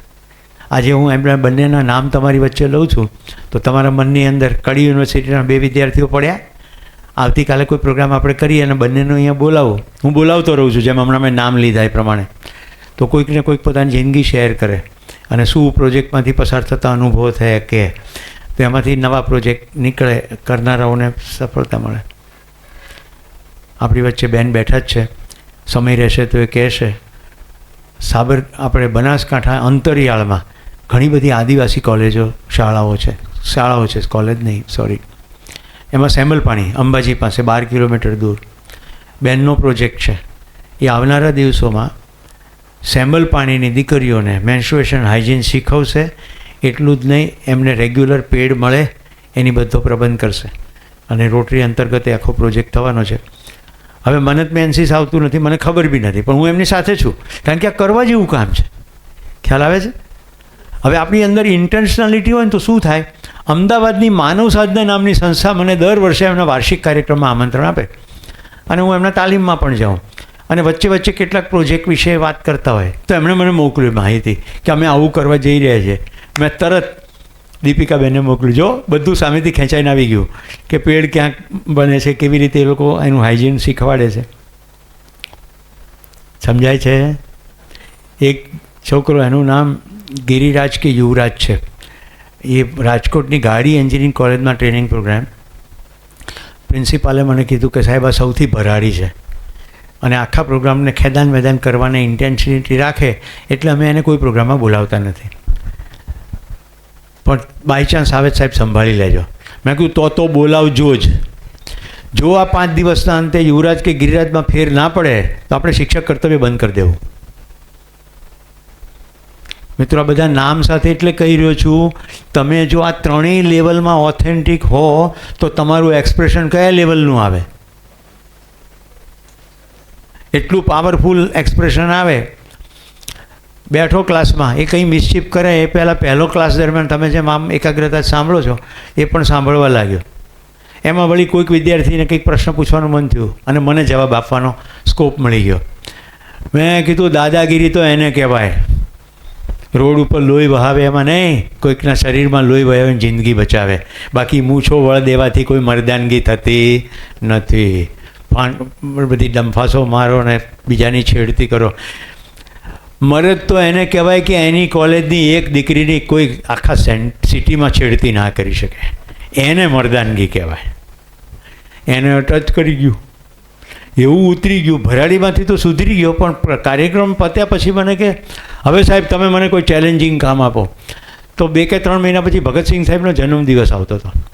તો મેં કીધું ભગતસિંહ સાહેબના જન્મદિવસે 50 બોટલ બ્લડ, કારણ કે તારા વિશે છાપ ભરાડીની છે, બધે માર ધાડ કરીને આવે છે, અને તને જો વાત ગળે ઉતરી હોય તો લોકોનો જીવ બચાવવા માટે બ્લડ ડોનેશન.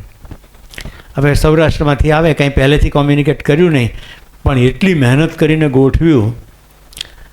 મને આગલા દિવસે ફોન કરીને કે કાલે સાહેબ 150 બોટલ થશે અને તમારા હાથે ઉદ્ઘાટન છે. પણ મેં કહ્યું હું તો શિમલા બેઠો છું, એટલે પહેલાંથી કંઈ કીધું નહીં. હવે તમને આશ્ચર્ય થશે, 150 નહીં 500 બોટલ બ્લડ કલેક્ટ થઈ, કારણ કે પછી આખી ટીમે કામ કર્યું. 150ની વ્યવસ્થા હતી એટલે બધું પૂરું થઈ ગયું. પછી શું કરવું, એક આખું અઠવાડિયું બ્લડ ડોનેશન કેમ્પેન ચાલ્યું. પછી તો કોલેજના બહારના પણ આવવા માંડ્યા.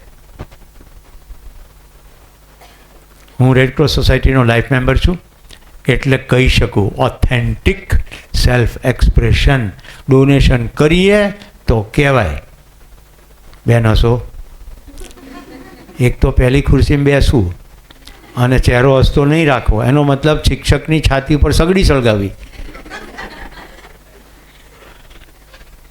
તમે આયા પહેલાં કીધું કે નહીં મને યાદ નથી, બપોર જમવા મળશે ને? એમાં બહેનનો વાંક નથી, હું બધે કહેતો હોઉં છું, કોમન છે. કેમ આવું થાય ખબર છે? એકાગ્ર દરમિયાન આપણે ભૂલી જઈએ કે આપણો ચહેરો કઈ સ્થિતિમાં છે. રાઈટ? મારા પત્ની જ મને ટોક કરે કે તમે આમ શું કરો. હું એકદમ એકાગ્ર થઈ જાઉં તો ફેશિયલ એક્સપ્રેશનમાં કંઈ ખ્યાલ ના રહે. પણ વિજ્ઞાન કહી દઉં તમને, તમે જેટલા ચીયરફુલ હો ને, પ્રસન્ન હો ને, એટલું સારું શીખી શકો. હવે એનું પ્રૂફ શું? તો જન્મથી પ્રત્યેક બાળક સત્યવક્તા અને જિજ્ઞાસુ હોય છે, એ સતત હસતો રહે છે. જેવો નિશાળ જાય ને એટલે અકસ્માત ચાલુ થાય. હી શું કરે છે? ટીચર સૌથી પહેલો ઘાંટો કાઢે. તે પછી મને યાદ છે, મારું ધોરણ 1, 2 અને 3 મણિનગર જય હિન્દ સ્કૂલમાં હતો હું. તો એવા ડેન્જર ટીચર હતા ને, અદબ પલાઠી મોં પર આંગળી. પછી મને યાદ છે, એટલે આમ ફિટ કરી દેવાનું, પ્રશ્ન નહીં પૂછવાના, અદબ પલાઠી હલવાનું બી નહીં. સદભાગ્ય 4થા ધોરણથી સ્કૂલ બદલાઈ ગઈ. સમજાય છે? એટલે આપણે સામે કોઈ મળે તો હસતા નથી. મારે દીપા કેવું થયું, હોલેન્ડથી ભણીને આવ્યો ને, તો ગાંધીનગરમાં હું ચાલતો નીકળું કે મોટરસાઇકલ ચલાવતો ત્યારે, તો કોઈ પણ છોકરી કે છોકરો હશે, હું હસું તો સામે છોકરીઓ મળે તો આમ કરે. એટલે મને થોડીક વારમાં ખબર પડી ગઈ કે હું હવે ભારતમાં છું. યુરોપ અમેરિકામાં કોઈ પણ મળે તો સામે હસે અને ગુડ મોર્નિંગ ને એવું કહેવાનો રિવાજ છે. એમાં કોઈ અજાણ્યું હોવું જરૂરી નથી. અજાણ્યું તમને લિફ્ટમાં મળી જાય, ટ્રેનમાં મળી જાય, બસમાં મળી જાય, બધા ગુડ મોર્નિંગ ને એવું તો કહે જ. એટલે પછી હું જમીન ઉપર આવી ગયો, કારણ કે યુવાનીના દિવસો હતા અને હું એવી રીતે હસું તો છોકરીઓ એનો મી અલગ કાઢતી હશે. પણ પછી જ્યારથી મેં શીખવાનું શરૂ કર્યું ને ત્યારથી તો ગાંઠ વાળી કે છોકરીઓ હસવું જ જોઈએ. જ્યારે છોકરીઓ હશે ત્યારે સુંદર લાગે છે, અને છોકરાઓ કંઈ અપવાદ નથી. ગુજરાતી ભાષા આવડતી હોય તો પકડો. છોકરીઓ હશે ત્યારે સુંદર લાગે ને છોકરાઓ પણ હશે ત્યારે સુંદર જ લાગે. જ્યારે તમે હસો નહીં ને ત્યારે તમે બહુ અહંકારી હતો જ ના હસો. મને તો છોકરીઓ પાછી કહે ખરી કે સાહેબ હસીએ ને પછી છોકરાઓ પાછળ પડી જાય. તો પાછળ પડી જાય શું કરે? બહુ બધું તમારી સાથે પ્રેમથી હશે, રાઈટ? બાકી તમને ભગવાને હાથ પગ તો આપ્યા છે ને. મિસબિહેવ કરે તો તમે એનો ઉપયોગ તો કરી જ શકો છો. અમારા સમયમાં ચંપલની વાત આવતી હતી, ત્યારે મને હવે પાછું ફરીને જોઉં છું ત્યારે મેં કીધું છોકરીઓ કેટલી નિર્બળ હશે કે હાથ ચલાવવાને બદલે ચંપલ ઉઠાવીને મારે. હું કોઈ મજાક નથી કરતો. મારી દીકરી કોલેજમાં ગઈ ને એટલે ઉછેર દરમિયાન જ આ તો હસવાનું ને બધું તો સિલેબસ પતી ગયો હતો, પણ પછી એક સ્ટેપ આગળ પણ ગયા. મારી દીકરી આવીને મને પૂછે કે પપ્પા મને આજે એક છોકરાએ ગુલાબ આપ્યો, રાઈટ, આજે મને ચોકલેટ આપી. તો હું કહું કે એને કાલે સમજાવજે કે ગુલાબ છે ને એ માખીઓ માટે છે, તોડ્યા પછી 5 મિનિટ પછી કરમાઈ જાય, રાઈટ, એને ત્યાં જ રહેવા દેવાય. અને કાલ ચોકલેટ જરા મોટી લઈ જજે અને તું એને આપજે, એટલે એનો ભ્રમ ના થાય કે ચોકલેટથી સ્નેહાને પટાવી શકાય. સમજાય છે? એક દિવસ કે મને કે પાછળ બેસી જ આપણે પિક્ચર જોવા જઈએ. મેં કહ્યું તું કેમ ના ગઈ, જવું જોઈએ ને, ખર્ચો એ કરે તને શું વાંધો. પણ તું આપણા ઘરમાં મોટરસાઇકલ પડી જાય શીખી જા. એટલે મોટરસાઇકલ શીખી ગઈ. મારી દીકરી કરાટે શીખી ગઈ, ભરતનાટ્યમ ડાન્સર થઈ, સાલસા પણ શીખી, એટલે વેસ્ટર્ન ડાન્સ પણ શીખી, કેટલી સારી માઉન્ટેનિયર થઈ, અને એવરેસ્ટ કરતાં પણ ટફ. પાછલા મહિને 6ઠી જૂને ડેનાલી એવરેસ્ટ કરતાં ટફ, 50% લોકો પાછા નથી આવતા. ડેનાલી ક્લાઇમ્બ કરી આવી વગર ઓક્સિજન. એટલે કોઈ વાત અહીંયા હવામાંથી નથી આવી રહી, સીધે સીધું જીવવાની જ વાત છે. તો તમે છોકરીઓ હવે આજથી શું કરશો, કોઈ છોકરો હસશે તો હસશો, અને હસે તેનું ઘર વસે કહેવત યાદ રાખશો, કદાચ મેળ પડી બી જાય. અને હવે છોકરાઓને કહું, મરદની વ્યાખ્યા કહી દીધી ને, હવે ના ખબર પડી હોય તો હવે ઉદાહરણ કહું. અમદાવાદ HL કોમર્સ કોલેજ માન્યતા અંતર્ગત મારું સેશન 1.5 કલાકનું, કે આપણે શું માનીને ચાલીએ. એક છોકરી ઊભી થઈને એનો કેસ કહ્યો કે અમારા કોલેજમાં એક માથાભારે છોકરો હતો, બધી છોકરીઓની મજાક ઉડાવે, હાથ અડાડે નહીં, બીજું કંઈ ના કરે, પણ બધા પ્રકારની શ્લીલ અશ્લીલ બધી મજાકો કરે, અને બધી છોકરીઓ એનાથી દૂર જ રહે, પણ તો એ પાસે આવીને મજાકો કરતો હોય. આજે સાહેબ બિલીફનું તમે સમજાવ્યું તો મારો અનુભવ કહું છું. એક દિવસ હું ચાલતી હતી, એ મારી બાજુમાં આવી ગયો અને એણે કહ્યું કે તારું શરીર દેખાય છે, પાછળથી તારી બ્રેશિયર દેખાય છે, તને આ મારી વાત મનાશે નહીં, કારણ કે હું આટલા વખત સુધી બધી મજાક કરતો રહ્યો છું. હું ભલે મજાક કરું આપણી કોલેજમાં, પણ મારી કોલેજની કોઈ પણ છોકરીની બહાર બેઇજ્જતી થાય એ મને મંજૂર નથી. એટલે તું શાંતિથી સાંભળી લેજે, હું હમણાં મારું શર્ટ કાઢીને જતો રહીશ, તું ચૂપચાપ એટલો વિશ્વાસ રાખજે, શર્ટ કાઢીને ટોયલેટમાં જજે. એ કે મને એની વાત ગળે ઉતરી એટલે મેં શર્ટ ઊંચકી લીધું અને ટોયલેટમાં ગઈ, અને ખરેખર એવું થયું, એને ખ્યાલ નહોતો રહ્યો, પાછળથી ખુલી ગયું હતું, ઉપર ઉક રહ્યો હશે ને જીપ ખુલી ગયેલી.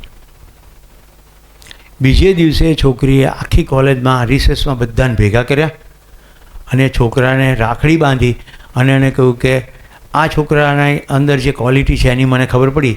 આપણે એની મજાકમાં એની સાથે વાત જ નહોતા કરતા, વાત કરી હોત તો આવી ઘટના ના ઘટી હોત કે બધા એને ધિક્કારતા હોય. અને છોકરો એ દિવસથી ફરક પડી ગયો એનામાં. હવે તમે જુઓ, બધી રીતની મજાક કરનાર છોકરો શું વિચારે છે કે મારી કોલેજની એક પણ છોકરીની બહાર બેઇજ્જતી ના થવી જોઈએ. સમજાય છે સન્માનનો ખ્યાલ? આ તમને છોકરાઓને કહું છું, હિંમત હોય ને તો કોઈ છોકરી સાથે પ્રેમ થઈ જાય તો કહેવું પડે કે મને તારી સાથે પ્રેમ થઈ ગયો છે. અને દરેક પ્રેમ લગ્નમાં પરિણમે એવું જરૂરી નથી. પ્રિયદર્શી ઊભી થા, આઈ લવ યુ બેટા. તો પ્રેમ પિતા કરી શકે કે ના કરી શકે?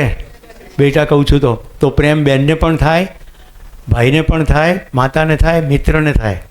જેટલો જગ્યાએ યુદ્ધ થાય છે એ બંધ કરવાની જરૂર છે. સંસારમાં પ્રેમ જ વધારવાની જરૂર છે. આપણે પ્રેમને એટલો નાનો પતલો કરી નાખ્યો છે, શરીરના સ્તરે ઊભા રહી જઈએ. કોઈ એક છોકરા છોકરી પ્રત્યે આકર્ષણ થઈ જાય એ શરીરનું સ્તર છે, એનાથી ઉપર ઉઠીને જોવું પડે કે આ વ્યક્તિનો ચહેરામાં દમ નથી, પણ છતાંય મને એનું સાનિધ્ય ગમે છે. એવું કઈ ગુણવત્તા છે? શરીરનું આકર્ષણમાં કેવું હોય ખબર? કોઈને ચાલ ગમી જાય, કોઈના બાલ ગમી જાય, કોઈની ખાલ ગમી જાય, અને શક્ય છે કોઈની ટાલ ગમી જાય. શક્ય, કારણ કે મને દીપા આઈ લવ યુ કરનારા ખૂબ છે, રાઈટ? ખૂબ મળે, ખૂબ. મારી સામે દીકરીઓ હોય તો મારા હૃદયમાં પિતાનો જ ભાવ હોય, રાઈટ? તો પિતાનો ભાવ હોય એ કોઈકની અંદર પ્રતિબિંબ થઈ જાય તો અંકલ કે પાપા કે જે બી કહેવું હોય કે. હવે તો દાદા બી કહેવા માંડે, ટાલ પડી ગઈ એટલે. પ્રેમ એ એવું ઉદ્દાત મૂલ્ય છે, જ્યારે કોઈ પારકું ના લાગે, બધા પોતાના લાગે, બધાની સાથે સંબંધનો અહેસાસ થાય, આખી માનવજાતનો વિચાર હૃદયમાં સ્થિર થવા લાગે, એને પ્રેમ કહેવાય. રાત દિવસનો રસ્તો વાલમ નહીતર ખૂટે કેમ, તમે કરજો પ્રેમની વાતો, અમે કરીશું પ્રેમ. જ્યાં શરતો હોય ને, તમે ધુમ્મસ કે હથેળી ઉપર લખો તમારું નામ, અમે એટલા ઘેલા ઘાયલ નહીં નામ કે ઠામ. તમને તો કોઈ કારણ, અમને નહીં બહાના નહીં વહેમ, તમે કરજો પ્રેમની વાતો, અમે કરીશું પ્રેમ. સમજાય છે? શરત હોય, એક આવો ગલબા જેવો છોકરો મને મળ્યો, એ પણ કડી યુનિવર્સિટી કડી કેમ્પસ. બ્રેકમાં હું પ્રશ્નોની છૂટ આપતો હોઉં કે લખીને મૂકી દો, શરમાયા વગર, નામ ના લખશો.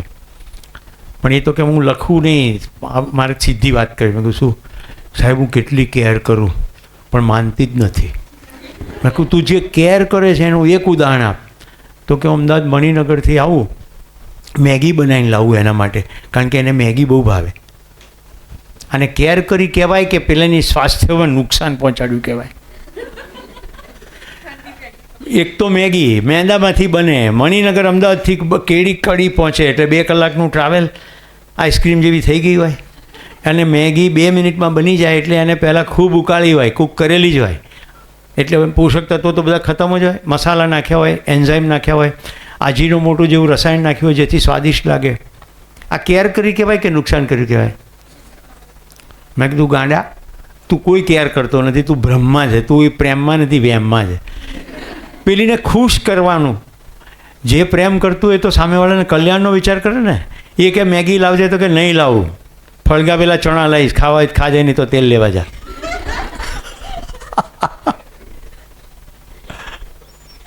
રાઈટ?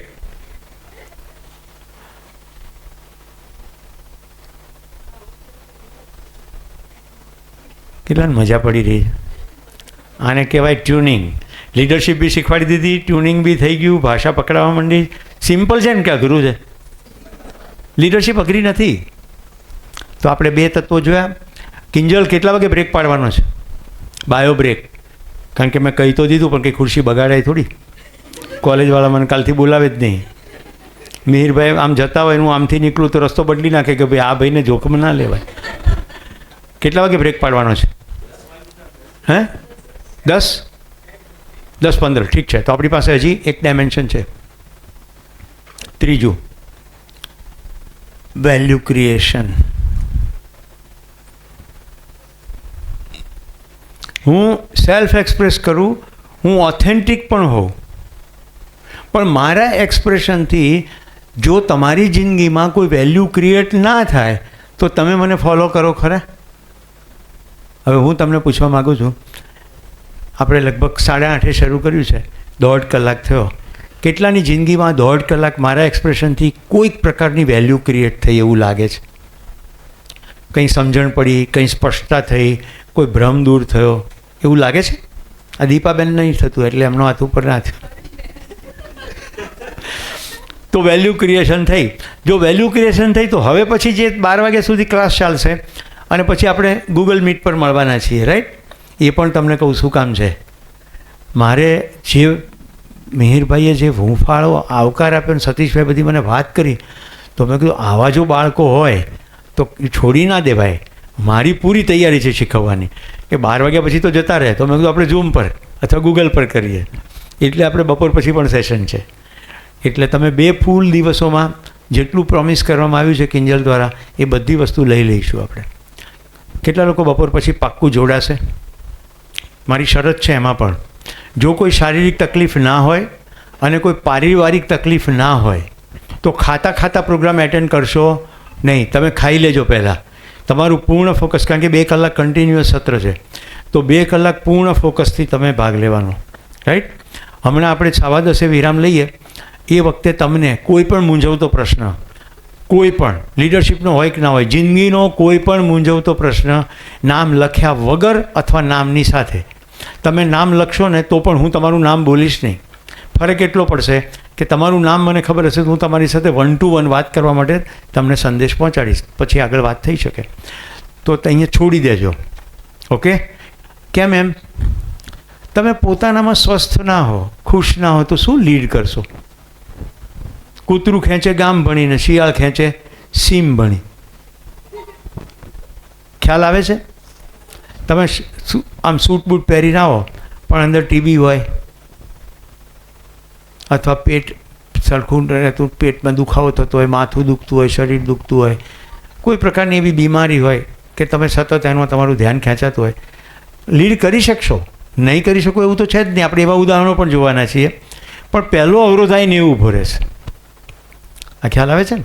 એ અવરોધને પાર કરવામાં તાકાત જોઈશે. એ પણ દરેક પાસે છે, એ પણ સમજાવીશ.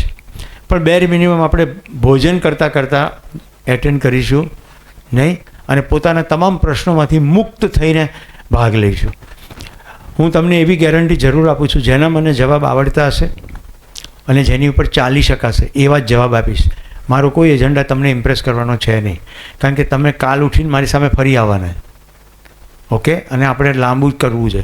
મારો આવો ભાવ છે. હવે તમારા HYF ઉપર જાય છે કે તમે કેટલું શીખવા માગો. રાઈટ, હું તો ઈચ્છું કે પ્રત્યેક વ્યક્તિ લીડર થઈને બહાર પડે, કોલેજની ગુજરાતમાં નામ રોશન થઈ જાય કે આ કોલેજમાં એવું શું થયું કે બધા લીડર જ છે ત્યાં.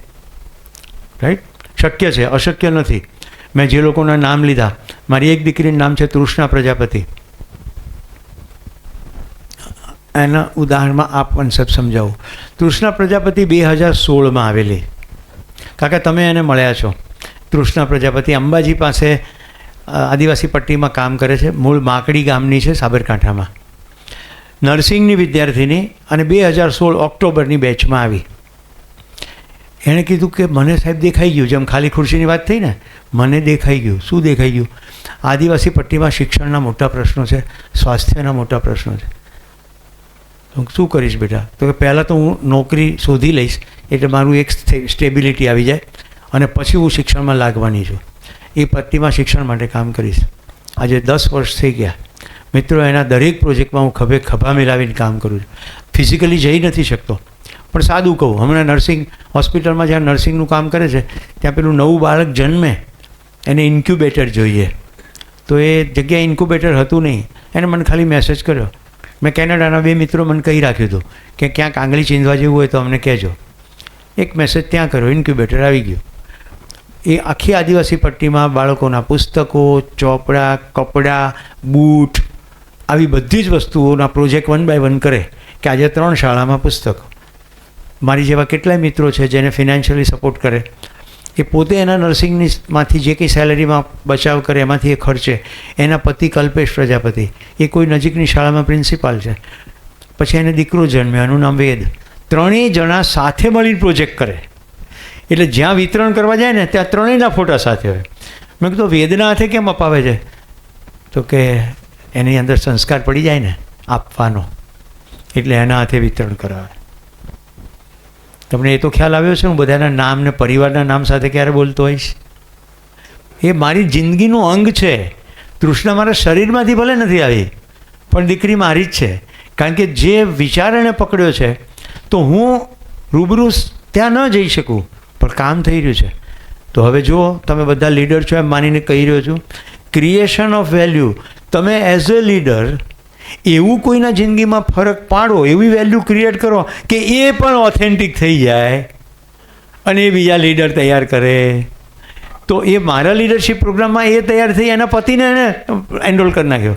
નહીં તો એવું કહી શકતો હતો કે ભાઈ તું તારે કરવું હોય તો કર, મારે આ બધું કંઈ કરવું નથી. એના સાસુને એનરોલ કરી નાખ્યા, એના સસરાને એનરોલ કરી નાખ્યા, એના સમાજને એનરોલ કરી નાખ્યા. એટલે હું તૃષ્ણાને મારા કાર્યક્રમમાં એઝ એ ફેકલ્ટી બોલાવું છું કે બેટા તું આવ અને શેર કર બધાની વચ્ચે. તમે ઈચ્છો તો આપણે તૃષ્ણાને અહીંયા પણ બોલાવીશું, કે દૂર નથી. રાઈટ? કેમ લાગે છે આ બધું સાંભળીને? સારું લાગે છે ને? તન્મય ને રાહુલની મેં વાત કરીને, એ બંને છોકરાઓ 15-20ની ટીમ ઊભી કરી, નર્મદા કેનાલ પર ઊભા રહે. 10માનું 12માનું રિઝલ્ટ પબ્લિશ થાય ને ત્યારે ત્યાં ઊભા રહે. અત્યાર સુધીમાં હમણાં 70-80 લોકોના જીવ બચાવ્યા છે. પેલા કૂદી પડે, આપઘાત કરે, એટલે આ લોકો બી તરત તૈયાર જ. ફાયર બ્રિગેડવાળા સાથે કોઓર્ડિનેશન, બધો સામગ્રી ત્યાં તૈયાર, દોરડા તૈયાર, કૂદી પડે અને બચાવી લે. ગુજરાતના ગવર્નરે એમના માટે પણ સન્માન કર્યું છે. ધન્યવાદ.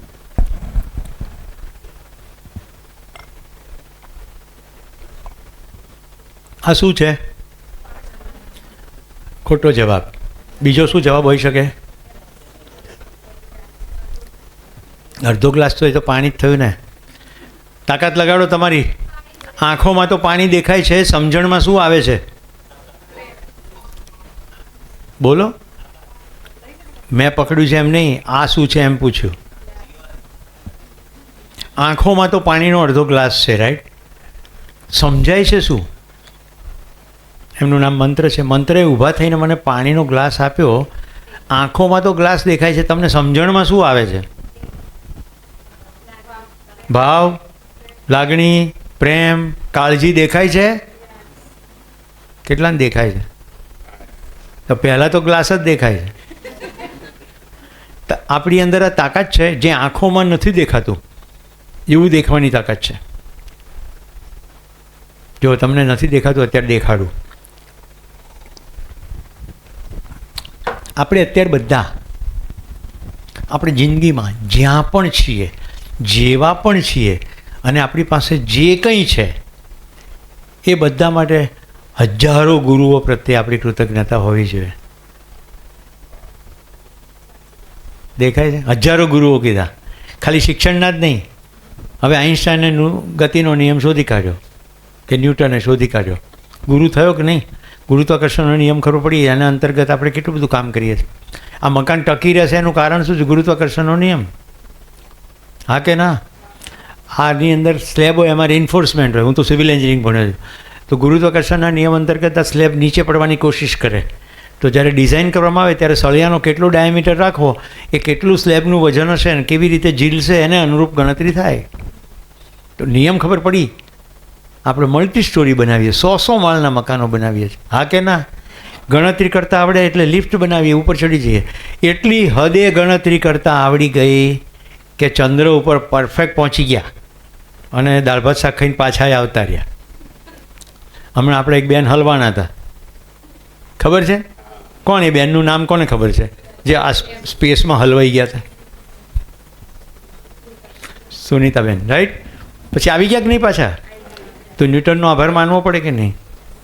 તો ન્યૂટન, આઇન્સ્ટાઈન, આપણા દેશના આર્યભટ્ટ, વરામિહિર, રાઈટ, પતંજલિ જેવા યોગના કેટલા બધા ગુરુએ માનવ જિંદગી બહેતર બને એના માટે કામ કર્યું. આંખોમાં નથી દેખાતા કોઈ, સમજણમાં આવે. આજ ગુરુ પૂર્ણિમાનો દિવસ છે. હું બહુ મજાકના સ્વરમાં કહેતો હોઉં છું કે મારા દાદાના દાદાના દાદાના દાદાના દાદાના દાદાના દાદાના દાદાએ લગ્ન ના કર્યા હોત ને તો હું અહીંયા ના હોત. ખ્યાલ આવે છે? મજાક નથી, મજાકના સ્વરમાં કહું છું. એ ક્યારેક માંદા પડ્યા હશે તો કોકે સેવા કરી હશે ને, એ ટકી ગયા હશે તો એને બાળક થયું હશે તો પછી આગળ પરંપરા ચાલી. તો કેટલા બધા લોકો કેટલું બધું કામ કરે. આ તમે જે કપડાં પહેરીને બેઠા છો તમે બનાવ્યા? સાચું કહી દેજે, ત્યાં સીવડાય? ખેતરમાં ગઈ હતી કામ કરવા?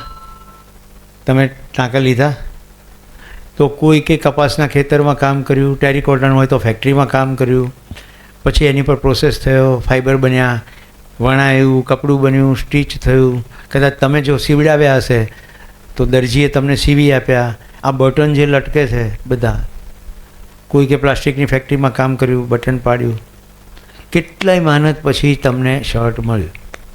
તો આહાર, આવાસ, અલંકાર, અહીંયાથી દૂર જાઓ તો દૂરગમન, સાંજે જઈને ટેલિવિઝન જુઓ તો દૂરદર્શન, અને હમણાં ફોન તો કરશો જ. હે આવી જા, જોરદાર પ્રોગ્રામ ચાલી રહ્યો. જો મોબાઈલ અલાઉડ હશે તો દૂરશ્રવણ, આહાર, આવાસ, અલંકાર, દૂરગમન, દૂરદર્શન, દૂરશ્રવણ, રોટી, કપડાં, મકાન, કાર, ટીવી, મોબાઈલ. આ 6 વસ્તુ તમે શોધી. આટલું ખાલી યાદ રહે ને તો કૃતજ્ઞતાથી દિલ ઉભરાય, તમામ પ્રકારનો અહમ ખતમ થઈ જાય. કોલેજ કેમ્પસમાં જે જોવા મળે છે ને, લોકો પોતાની હાઇલાઇટ કઈ રીતે કરે? વાળ વધારીને હાઇલાઇટ કરે. કેટલાક તો આમ છાલ્યું મૂકે અને ફરતેથી વાળ કાપી નાખે. એટલે પછી જ્યારે છાલ્યું કાઢી લે ને તો મકાઈના ડૂંડા, બાજરીના ડૂંડા, કપાસના છોડવા આમ લહેરાતા દેખાય. મને આજ સુધી સમજણ નથી પડતી કે શરીરની અંદરનો આ એક પદાર્થ થોડો લાંબો કે ટૂંકો થાય એનાથી કઈ રીતે આત્મવિશ્વાસ આવે? રાઈટ? સેલ્ફ કોન્ફિડન્સ વાળથી આવે. અને હવે બહેનોનો એ વાંક નથી, ભાઈઓ બધા બહેનો બધા સરખા. આખો સમય વાળ આમ કરકર કરે, આમ વાળ રાખે અને પછી થોડી થોડી વાર આમ કરકર કરે. અને ઘણા તો આમ જીન્સ પહેર્યો ને આમ ઊભા હોય, જાણે આમ સ્ટાઇલો મારવાથી. એવું બધું કરો પણ હોશપૂર્વક કરો તો જાતે જ છૂટી જશે. હું એવું નથી કહેતો કશું છોડો, કરીને જુઓ અંદર મનમાં શું થાય છે. શરીર ખડતલ હશે ને તો એમનેમ જ ઇમ્પ્રેશન પડશે, પાડવી નહીં પડે. આ અત્યારે કપડાં અને બાહ્ય દેખાવથી પાડવાની જે કોશિશ થાય છે એટલે વેલ્યુ ક્રિએટ નથી થતી.